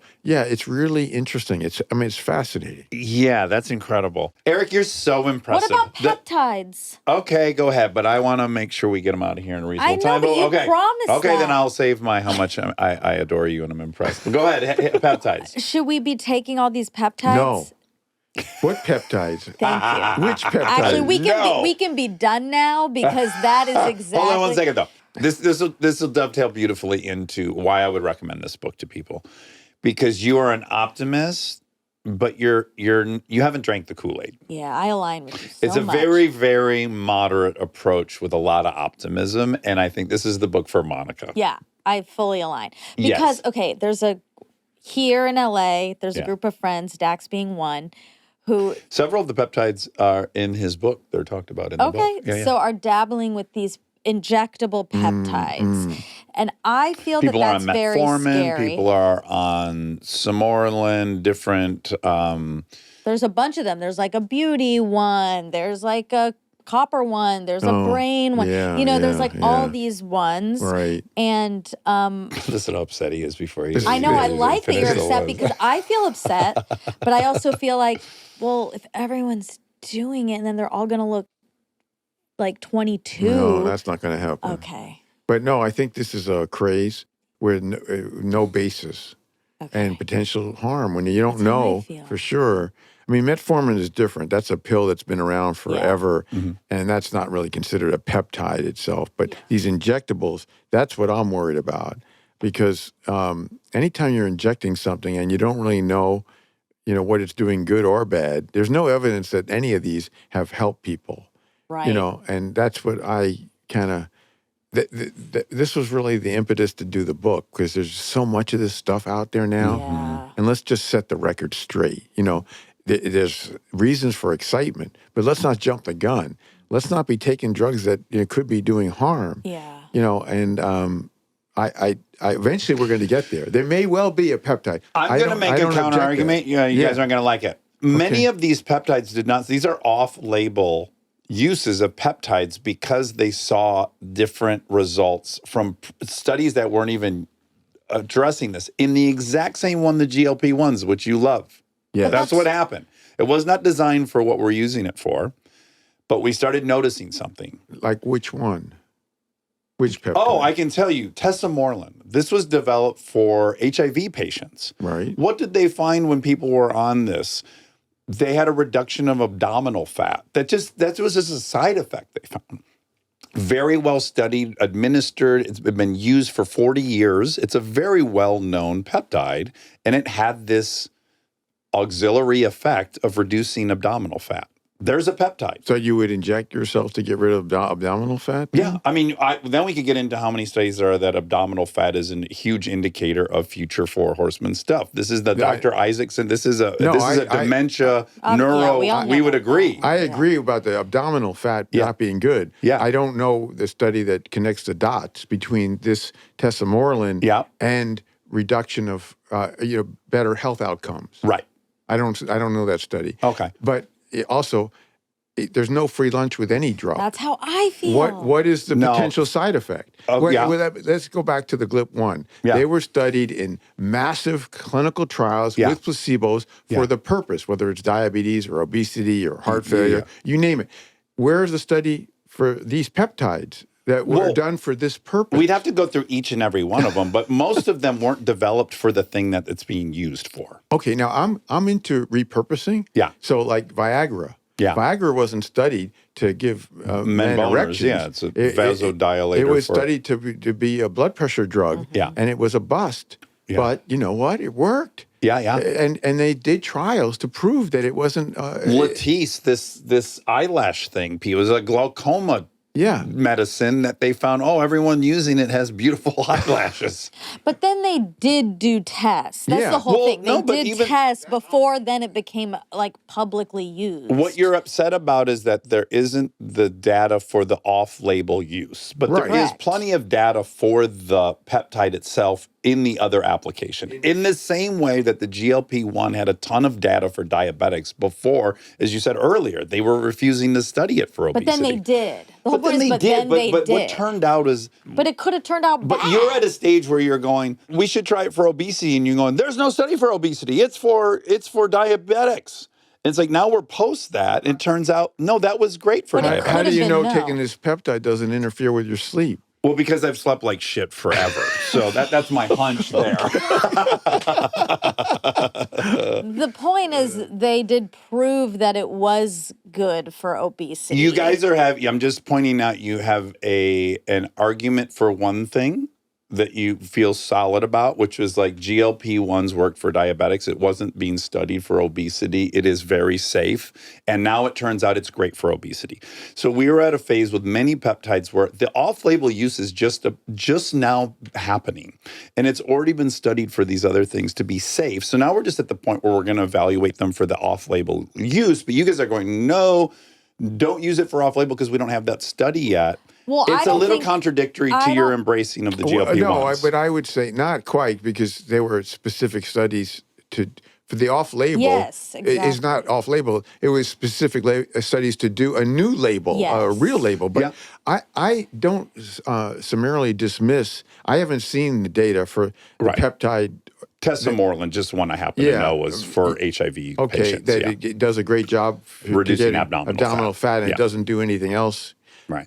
That's really interesting. Yeah. I'm open. I'll review any data set. Yeah. You know what? And if it's a really good case for somebody to use it. Yeah. But the question is, overall, peptides are being heavily promoted. Yeah. And there's lots of them, lots of different ones. Yeah. And I say, where's the data? Sure. Yeah. And who are these people that are peddling them? Yeah. And so where the data is totally fine, but a pessimism about that the data will prove out to be not real, I don't think is warranted. I think it should be given the same neutral opinion that the GLP-1s It were is given. a neutral opinion, but they're being used prematurely. The one thing I'd say is that the peptide story, you'd like to see it all in, published in peer-reviewed journals. Mm-hmm. We have a different problem right now. We're in the midst of an anti-science world where people want to take the peptides because they're not from big pharma. They're not mainstream medicine. They got to be better than those cockamamie doctors. This is a problem we have. I agree. And that's a huge problem. I worry about that. Yeah. We've rejected the norm of evidence. Yes. And we basically are at a time when there's a revolt against mainstream medicine. Yeah, big Some pharma. of it, maybe it's deserved. I don't know. But the problem is we're embracing things without what we used to say would be the requisite body of evidence. It's the Bitcoin thing. It's like, I hate that the government regulates. Okay, well, now it's been stolen from you. And what do you want now? You want a regulatory committee to come in and chase down your money and give it back. Right. So everything you liked about it, you now are a victim of. And now you want all the regulation. So, yeah, I agree. I totally agree with that mindset of like, I just want anything that's not that thing I hate is ridiculous. Yes. Yeah, and dangerous. Yeah, no, I'm with you because, there may be some hidden jewels in these peptides. I hope. Yeah, I'm of the opinion there are hidden jewels. Okay. And I agree with you that they're being overused and without a doctor. Yeah. But there are good doctors who do believe in some of the ones that have now a great off-label use that will ultimately, in my opinion, be just like the GLP. I hope. I'd love to take a beauty peptide every day, but I do want it to be tested thoroughly before I do. That's the only. Yeah. I'm siding with Monica on this one. Yeah. I've been outnumbered a few times in this, but that's okay. I can handle it. Now, my closing statements. You're so impressive. You're so impressive. Your body of knowledge is mind-blowing. Reading the book and then also just what you can bring off the dome is just, it's mind-blowing. And I think you have real integrity and a great heart. And I'm really, really delighted you're a voice in this space. I truly am. I loved getting to meet you the first time, and I'm so glad you came back the second time. Oh, well, we're very thankful for that. I have so much enjoyed our conversations. This is, if there's more fun podcast out there, I don't know of it. That's nice. Have you done Rogan yet? No, I'd be happy to meet with Joe. That would be interesting. But no, the two of you have amazing chemistry. And it's good that you don't agree on a lot of stuff. Oh, yeah. It is. And, as a non-scientist, I love how you think. I mean, you really, we think in many ways, totally different backgrounds, totally different domains of our work, but, you're on it. And really appreciate you going through the book so well and asking all the great questions. It's been fun. Oh, wonderful. Well, we'll have you back for sure. You're going to write another book, and you'll give us more fun information. Keep us updated on all these studies. Door is always open. I really encourage people to read your wonderful book, Super Agers, An Evidence-Based Approach to Longevity. Again, we got bogged down in the bad stuff. It is a very optimistic book. Yeah. It's a very exciting book. The hope is that people will find ways it'll extend their health span. Yeah. And that's what it's all about. So, and that's what I hope that will work for all of us here. Yeah, absolutely. All right. Well, thanks for coming. Thank you. Stay tuned for the fact check. It's where the party's at. Okay. You want to hear the thing that I screen grabbed? Yeah. Okay. This is a callback to our period underwear episode. Great. And this is by Tracy3872. I was at the pediatrician with my daughter when she was probably around 4, and my purse fell over and a tampon fell out. She grabbed it and said, "Mom, here's the medicine for your butt."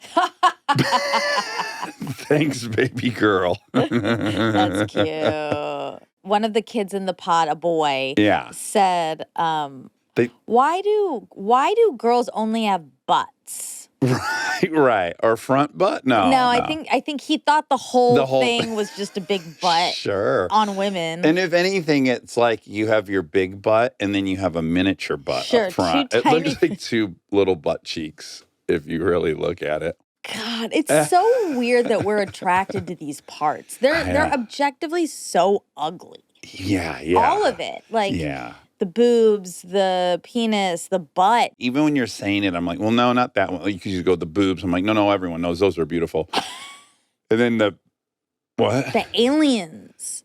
The aliens don't think they're beautiful, probably. I mean, I think obviously the penis is the most ridiculous part of the body. The placement's goofy. Mm-hmm. It looks silly. But the butt is very strange. Like, we poop out of there. Yeah. And yet it's like an erogenous area. It's so interesting. Yeah.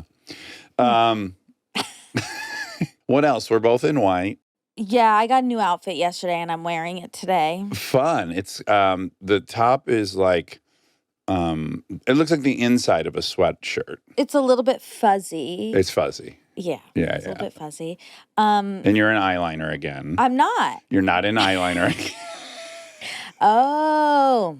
Ooh, what? Maybe what you're noticing is different. Do you think I look different today again? Yeah, little you look bit? like you looked the other day. I mean, now I'm noticing, yes, the eyes were an extra bit. But yes, it's still something a little different. Okay, Rob, can you guess what it is now? Cheek filler. No. I'm wearing concealer. Under eye concealer. Oh. I would not have guessed that. Okay. Okay, under eye. That must And have lipstick. Yeah, but I wear lipstick every time. Every fucking time I leave the house, I'm in lipstick. It's kind of, if I only have 4 seconds, I will just put something on my lips. Like some people do mascara. if you're in triage, you only have time for one application. Yes. It's going to be lips. For me, some people do mascara. That's like their big thing. Like they have to, or their brows, like have to be done. What about cover up? I mean, That if my would seem- skin is bad, That'll trump lips. yes, No? Yeah. yes. But because of not my witch, but my regular human esthetician, corrective skincare, Jen. Yeah. I can pretty much go out of the house without any foundation on, but I still like a little lip. Sure, a little pop. Remind people what's happening. Yeah. I'm going to say this with the utmost gratitude. I am so happy I live with all women. It's such a blessing. I'm glad I don't live with a bunch of men and boys. But And I'm blessed to work with you all day. thank you. But sometimes the spirits blow through town. Okay, you mean periods? I don't mean period. Oh, okay. Let's hear. Now, it would be easy to blame period, and in a few years, I will be able to blame period. But it's Because much perimenopause. no, because neither are my daughters. Oh. But sometimes the emotion spirits blow through town. Okay. And all the ladies are so emotional. And I, as the guy, I'm like, what has happened? Is it weather, moon, food? Is the well poisoned? What? I really like that you included moon astrology. I'm clutching at straws because I'm not sure what it is, but it'll just be, we have these days where everyone is very emotional. Upset or just like, Well, can you assign your emotions. So, can you give an example? Because maybe I can help. Maybe I can tell you what's going on. okay, so, boy, and I keep really trying to evaluate when do I have to stop talking about my kids because they're old now. I'm not sure. Fuck, it's very hard for me. This is hard. It is, but I'll just say because whatever. Yeah, like just indiscriminately. D-Money's got a zone, or it's almost maniac. It's like she's laughing really hard, and then all of a sudden she's crying and she's completely upset. And there's She's on a roller coaster. She's on a big time roller coaster. Okay. And then we had now Lincoln had her play last night, right? The 6th graders put on a thing. Last night? It's like an art show. Oh, okay. And then they've made these enormous paper mache heads. And when I say enormous, they're the size of 10 basketballs. Wow, they're cool. huge. And they have to go on stilts someone wears them. Lincoln was lucky enough to have one. And they're the Whoa. Greek gods. And then there's a play and a dance. Cool. Really cool. First song they kicked us off with was Seven Nation Army. I don't know it. Oh, yes, you do. Do I? Jack White. Is it the White Stripes or just Jack White? It's the White Stripes. Oh, it's the toughest, coolest song. And all these little Catholic schoolgirls are fucking That is rocking so cool. to the most badass song. So she was on stilts? She had like this contraption on to hold the head up. I'll send you a picture. Of course, I took lots Wow. of pictures and video. D-Money can't even get through that thing. We got to go outside a few times. I'm on the verge of going like, hey, everyone had it together for your thing, but I know that's only going to make things worse. Yeah. I can't really that's see so hard. anything. Uh-huh. Then we get home and Lincoln had that thing on her thing for a very long time and her legs hurt in a way that honestly it seems like she would have had to have been shot with a shotgun for them to hurt as bad as they did. And again, man, growing pains. I don't know. Yeah. All of it's possible, but it's a grand mal meltdown, and Uh-oh. I got to carry people upstairs, and the other person's already thing, and Oh. then Sweet Belle's just home from New York and she's frazzled and there's too many suitcases. And the guy perspective is whatever I say is going to make it worse. I can't think of a magic thing. Yeah. And that's right. And I need to just accept that people are emotional. And you do, and I do that. Mm-hmm. I'm not trying to talk anyone out of it. Mm-hmm. But I can see how these patterns emerge, which is just like, I just say less and less and less, and I'm more and more scared to just interact with anybody. Yeah. And so I find that like, I'm just quiet for like 8 hours, which is really funny. Right. And then I go to bed and I'm like, well, hopefully we'll wake up tomorrow and everyone will New just day. kind of be reset for whatever reason. Yeah. It's just one of the very funny gender gappy things that I think is really interesting. And I don't know what it is. And it's just funny to be the solo male in this situation. Yeah. Gosh. I mean, I think you're right. There's not much to do. Yeah. And you can't take it personally. Well, which you aren't. That's the great thing is that throughout my life, I generally would make that I would be the cause of that. That's my knee jerk. And I think that's why people's emotions are so insufferable to me is that I convince myself it's because of me. Mm-hmm. I knew it was not because of me, luckily. Right. So that's a huge load off my shoulders. Yeah. Because if you can figure out a way that it is your fault, then it really is kind of grueling. Yeah. Now that I experience it, I like kind of go back in my head and I think of all these like dads I knew who just were like, I hadn't heard them talk in 6 or 7 years. Yeah. Like, you just kind of, they just stop talking because they just are afraid they're going to make it worse or whatever. Well, they're just like, like whatever. I think they just learn to not take any of it very seriously. And there might be some chaos happening around, but they just kind of block it out and they think about something peaceful. Yeah, like when the hero in the movie's like walking away and the explosions are happening, and the cool thing to do is not look over your shoulder. You just got to keep strolling. Yeah. I think that's a little bit like that. Yeah, I mean, it's a ding, ding, ding to the Nick Kroll episode when I was saying, there's just so many dads in chairs at stores. Like, they just go to the store and then they just look for a chair and then they sit there while the girls are out shopping. And then they get up when you're ready to leave. Kind of a funny experience being a guy. A lot of times, Yeah. Like there's many times where I look at myself and I'm just kind of laughing. I'm like, look at this guy. You're just kind of like wandering from room to room, hoping you don't bump into anyone. And yes, oh yeah, and like a little panicked when you're forced to say something. I think maybe you're in a transition because you wouldn't have been like that before. Like I don't think for a long time would have been okay with people being like emotional. You'd be like, get it together. And I think maybe you're transitioning into understanding that's just not a good option. What also happens, and maybe you should just always grant everyone this, is like you build up trust with one another. Mm-hmm. And they are demonstrating who they are over a long enough period of time that you have a lot of data to talk yourself out of it, which is like, I know these kids. They're not wimps. They're not easily defeated.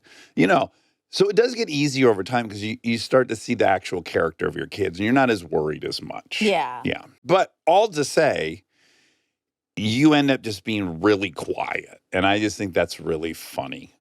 I think it's really funny. That's hard. It's hard to be. I see you. Mm. It's hard. It's hard to feel like I can't talk or something will erupt. Yeah. Walking on eggshells is not a good feeling. Walking on eggshells. Yeah. But I do. I'll add one other thing. Okay. I also have to be realistic about the trade-offs and the rewards. So. The joy of having these girls is like, get to be so affectionate and loving all day long. That's like the apex of it. And so, you don't get that. You don't get like just the good emotions you want to swim in all day, which I do, and not have the other side of the coin. You should aim for the best version. Now, we're not going to hit it every time. We're not. But if you know, like, gosh, a lot of times I understand that my emotions are causing people to walk on eggshells a lot. Mm-hmm. Then maybe it's like, I need to try not to. I'm still going to do it. Mm-hmm. Like, it's not going to be 100%. Yeah. But I should try to be better about that. All anyone's looking for in life and what is comforting and get you through all of it is if there's any sense that you're getting even fractionally better and you're committed to getting better, Yeah. then there's like this ultimate tolerance for Yeah, it. I exactly. think it's when someone's not going to change at all or it's getting worse. Sure, yeah. And then I do think I will say something. I will say I'm not speaking for all women. Yeah. Go ahead. Or all anyone who's emotional. Yeah. But or in touch with their feelings. Oh, beautiful. Sometimes I'm like, yeah, it's over. Like it's fine. It was a bad day. Yeah. And then it's They come over. and go. Yeah, they come, they go. Yeah. It's over. Like sometimes as the person who has the strong emotions, then it's like, oh, now they're upset because I was upset. It's like, can't it just be done now? Everyone's done. It's done. Yes. Does that make sense? Totally. It totally makes sense. I was having kind of a funny thought, which was when you meet your grandparents, they've already been through this whole thing, right? So you meet them and you kind of think you're meeting the original them. But like I think about my Papa Bob, he was so quiet sometimes. Yeah. And I just kind of thought he was a quiet guy at times, but I now realize like I met him way into the game. This is his second time around with kids in the house and the whole thing. So it's like I don't even know, who knows what my grandpa was like at 25. I know, it's true. Yeah, he just learned to be quiet over time. And I think that is the trajectory of all men if they're going to succeed. But, and to be fair, not to upset you, Yeah. but sometimes there's walking on eggshells both ways. With men or me? Just me. I'll say all men. Okay. To be nice. Well, because we're just talking about the people we know. Yeah. You know. I have moods. They just, they show themselves. Their phenotype is different. It's just a different version. And I know a lot of guys that's like this. It just tends to, again, we do the same thing. We get quiet. Mm-hmm. We isolate. Yeah. And then we what feels like is we abandon or we retreat. Right. That's almost our version of being moody or having big feelings is I'll remove myself from everyone. Right. And I get will soothe with something that's generally solitary. Mm-hmm. Like I don't want to be around everyone when I'm depressed or in a mood. Yeah. I think more, I mean, for all men, it's more like there are areas you can't go. Like with you, there are some areas you just can't go with you. Sure. What, And Carly? And I'm not going to say any of them. Don't trap me. Okay?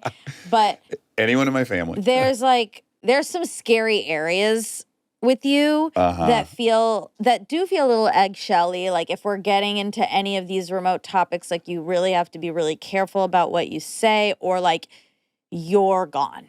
Forever. And so that's funny as a woman. I'm more like that is more scary to me than like just strong, like annoying emotions. Yeah, I think you guys are comfortable around each other having big emotions. Yeah. And then what's scary to you guys is when we just vanish. Yeah. Yes. Exactly. Yeah. Anyway, okay. So that's it. That was it? Okay. Well, that's it for this chat. Now let's move into facts. Great. Stay tuned for more Armchair Expert, if you dare.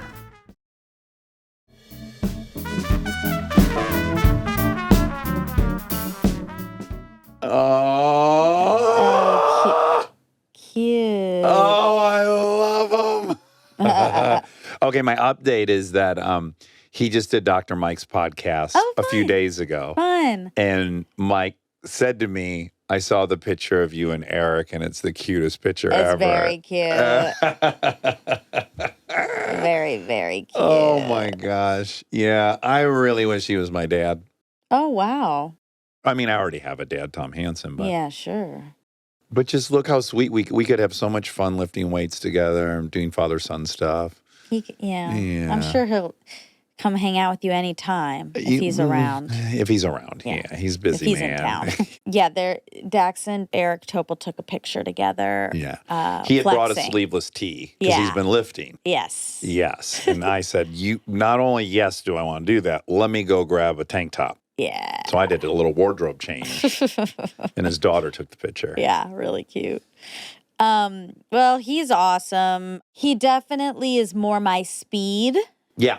As far as approaches to longevity and taking not as drastic of measures. Mm-hmm. And I just like him a lot. I used to reach out to him all the time, as he brought up, for fact checks. Yes.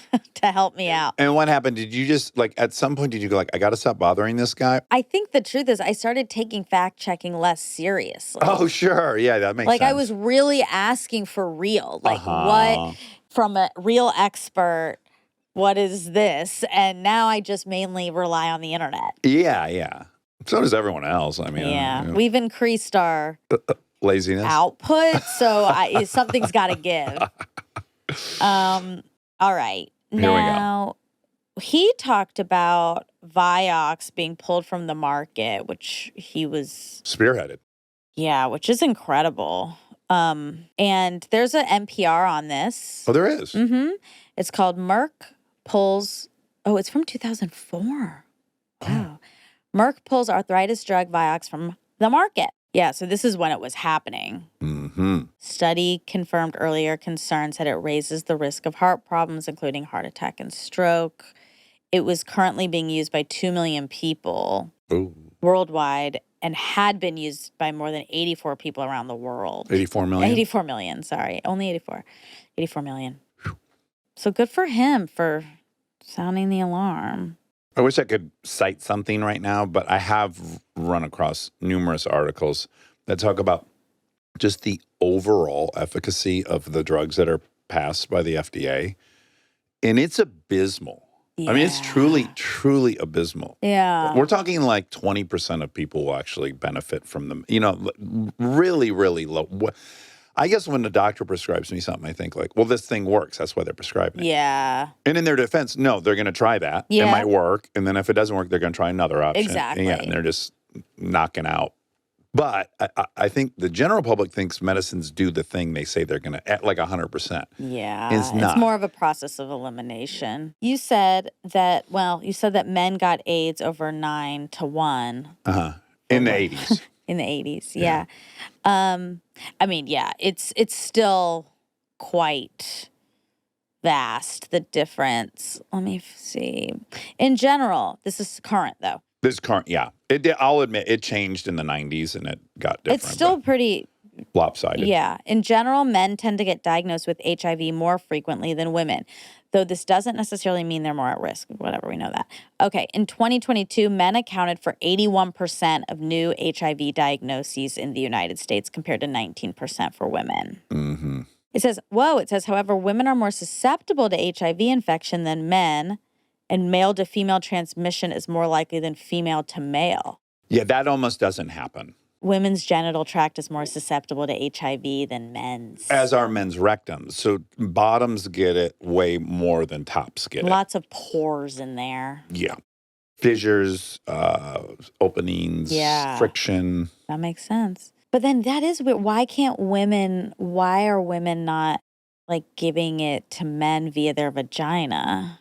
Well, because the receiver tends to get it more than the giver. Right, but if I got it from a man, and then I had sex with another man, I'd be surprised that it would be harder for you to give it to him because he has far less openness on his penis than you have in your vagina, and you have more fissures and openness in your rectum than a penis is going to have. It would only work if a woman's vagina could have sex with the man's butt. Then we would be apples to apples. If men and women had sex anally to vagina, can you vaginally, kind of then picture it like? Well, this just seems like making out. Yeah, and a lot of like suction noises and stuff. Like a reverse scissor. Yeah, yeah. I'd like to try it.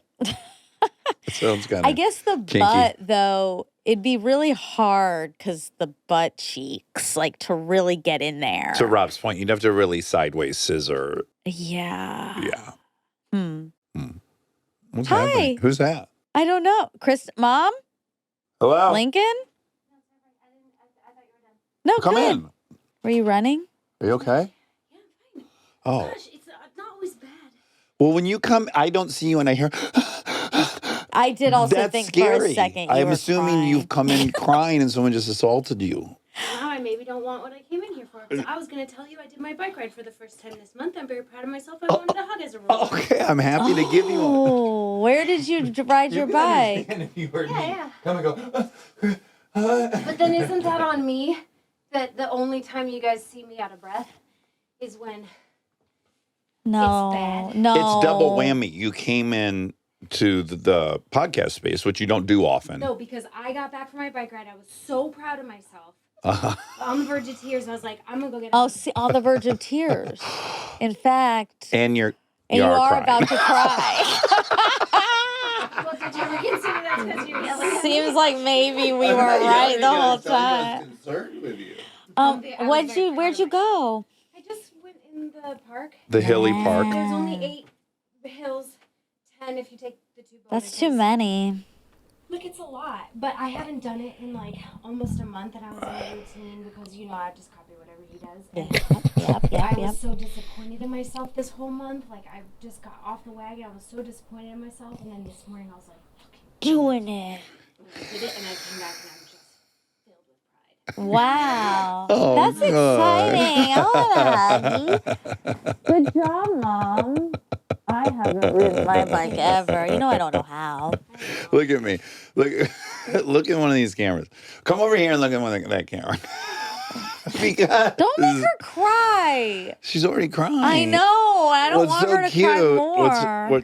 What's so cute is that you're proud of yourself and you're a little bit crying. Let's normalize this because you don't have to just have a big emotion, big feelings when you're sad at yourself or ashamed of yourself. I truly am so proud of myself because when I do it, I can then get a routine and I just feel better mentally and physically. And I came back and I was like, you did it. You did it. That is something to I'm a cry bad about. I feel really good. And then I thought, are they done?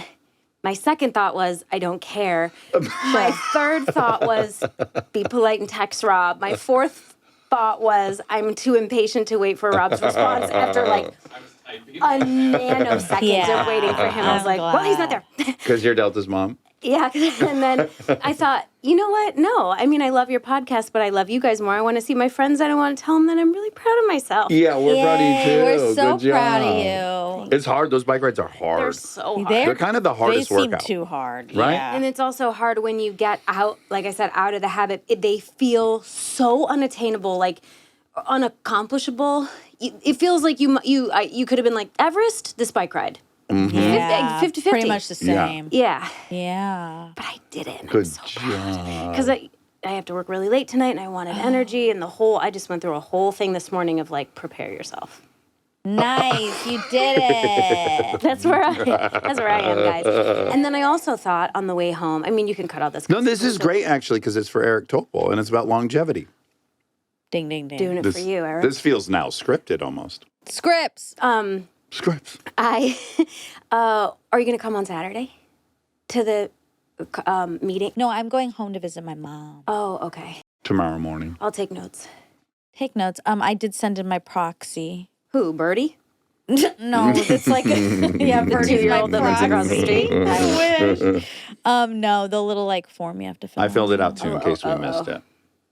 I think that'd be really funny to send a kid as your proxy my because one time when you were working, the girls had both of their like teacher school initiation meetings, like beginning of the year where they say like what to expect in first grade, but it was second and kindergarten. And they were at the same time. And I was like, okay, so I sent Lincoln to the kindergarten Zoom while I did Lincoln. Lincoln Zoom. And I said, you got to take notes. I still have the my notes. They are absolutely God. unintelligible. You have to frame those. Oh my They don't make a lick of sense. No.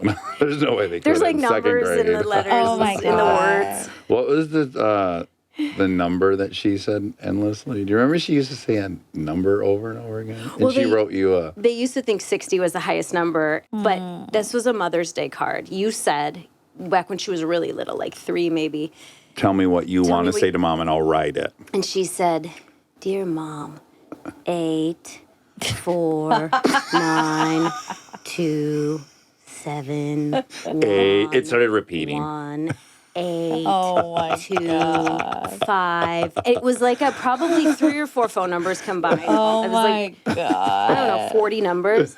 And then she stopped and pretty elegantly just wrote a Happy Mother's Day card. She said, "I love you so much. You're the best mom ever. Happy Mother's Day." But it was She had to get those wheels turning. and he wrote it down verbatim. Oh my God. That's fantastic. We were discussing the play earlier.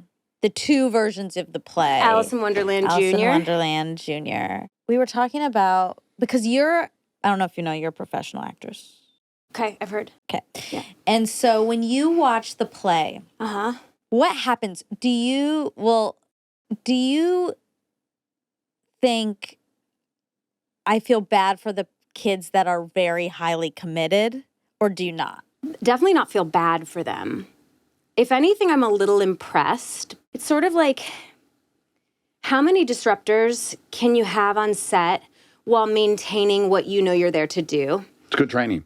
It's really good training because some of those kids are wholly and completely digging in their nose, having side conversations, just truly Waving at their parents. truly wandering the stage. Yeah. But then you have like the girl who played the Queen of Hearts, Yeah. who is giving 110, even during curtain call. She's Queen of Hearts. Yes. I don't And the feel Cheshire Cat. I'm like, that kid definitely auditions. He's probably been on TV. You know, there's... Because we're in the LA, white- there's the White real... Rabbit. Oh, White Rabbit. Yeah. I get excited if this is stupid and I hate this, but I do say it all the time on set because I think it's so stupid. But when you drop in, when you really drop in to a character, Oh, you know, okay, like I'm okay. here, I've dropped in. Uh-huh. But like some of those kids are legit dropping in and they're are. feeling it, and pretend is so fun. I don't feel bad for anyone. The complete emotion I have around those plays is that it literally doesn't matter what anyone's doing. It doesn't matter the lines they're saying. It doesn't matter if their acting is good or even passable. What matters is that a group of people have come together to play pretend, and they're standing on a pedestal in front of other people who have agreed to witness it. And there's something so magical about that. It doesn't matter if they restart the song. It doesn't matter if Delta gets handed a microphone and then yells at the stage manager about what she's supposed to do with it mid-song. so funny. None of it matters. What matters is the witnessing of it. That's lovely. Do you feel that way about sports? It's like if the kids are playing sports, is it the same like, oh, they're just like, it's fun and it's a beautiful thing? Or do you think we do more care about the result? Yeah, that's really weird because I think I would answer it differently. Yeah. I would like you to score a goal. Yeah. If I'm I'd like watching you to it. work a little harder at this. But I'm not saying that's the right way to be or an evolved way to be. But if I'm being honest, I'm going to root for you to score a goal. Whereas when I'm sitting in the theater, I'm not rooting for you to hit that note. Whatever you hit's going to be great. I'm so glad you're putting yourself out there. Yeah. And it's probably healthiest to have that. Well, I was telling Delta before the play, the night before, she's like nervous. And I said, I just want you to hear from me. What impresses me is putting yourself out there. Yes. I do not care if you're good, if you remember your lines. What is admirable is putting yourself out That's there. for And you sure. will do that because you'll show up. So there's really nothing to be nervous about from my approval. Yeah. That's for And sure. I'm That's the sincere big about thing. that, you know? Yeah. Especially at that age. Yeah. Do you feel there's a difference in sports and theater? I am a double Virgo. What can I say? I do. You're like 2 months away from learning gematria. What's that? Do you know that's not the like... What's gematria? It's like maybe a crazy person's calculator where like letters mean numbers and the numbers have significance. And if you spell someone's name and it equals like, Oh, meaning like it's a fringe number, astrology it's thing? fringe It's an evolution of astrology. astrology. you can like spell your name and like Padman would mean false. And then I'd be like, you're Sim. Oh like it's my a, God. That you are cusping into I can't wait to learn it. Oh my God, what a challenge. Yes, I think I take everything very seriously.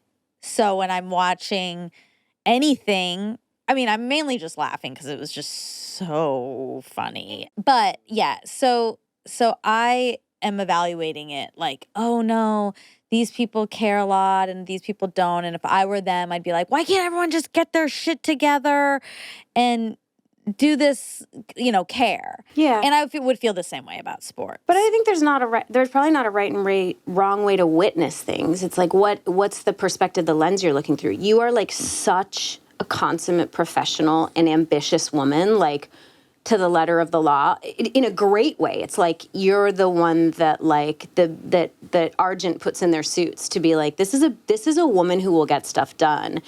And it's, how would you be able to drop that whole facade and go and be like, try to act like a preschool teacher when you're watching that? No, you're like, there's... Yeah, I'm like, commit, guys. Yeah. Yeah, I know. But I do think your way of looking at it is the correct way. I do think I don't know if I there's... think it's just a way. Yeah, everyone's right. It's a way I would like to be doing sure. it, I guess, is the better way of saying it. Solved, settled. All right, well... I love you. came in here to brag. Great job. Thanks. Great job. I'm very proud of you. Thanks. That's the hardest workout. Yeah, agreed. Yeah. Whew. I wasn't patient, Rob. Sorry, I wasn't quick. I was so proud. Okay, bye. We're almost done. Love you guys. Love you. Whoa. Okay, let's just wrap this up super quick. There's a fair amount of evidence to say that over 200 grams of protein or an excessive amount can lead to kidney issues and liver issues. What's that from? Oh, Medical News Today is where this one is from. But there's a few. There's one from Harvard Health, one from University of Missouri School of Medicine. I will cite the many articles that say it's great for you. Great. 13 pounds, you said there's 13 pounds of microbes in a body. According to this, National Institute of Health, 2 to 6 pounds of bacteria in a 200-pound adult because of their small size. But there are 39 trillion. Mm. All right. Well, that's it for Eric Topol. I love him. We love him. We can't wait to do it again. Yeah, he'll be back for sure. With probably more gains. More gains, and he'll have aged reversely. I hope he's bigger than me in the next photo. Oh my That would be God, incredible. That would be incredible. He's going to have to up his protein intake. Yeah, he's going to have to reverse his position on protein probably. All right, love you. All right, love you.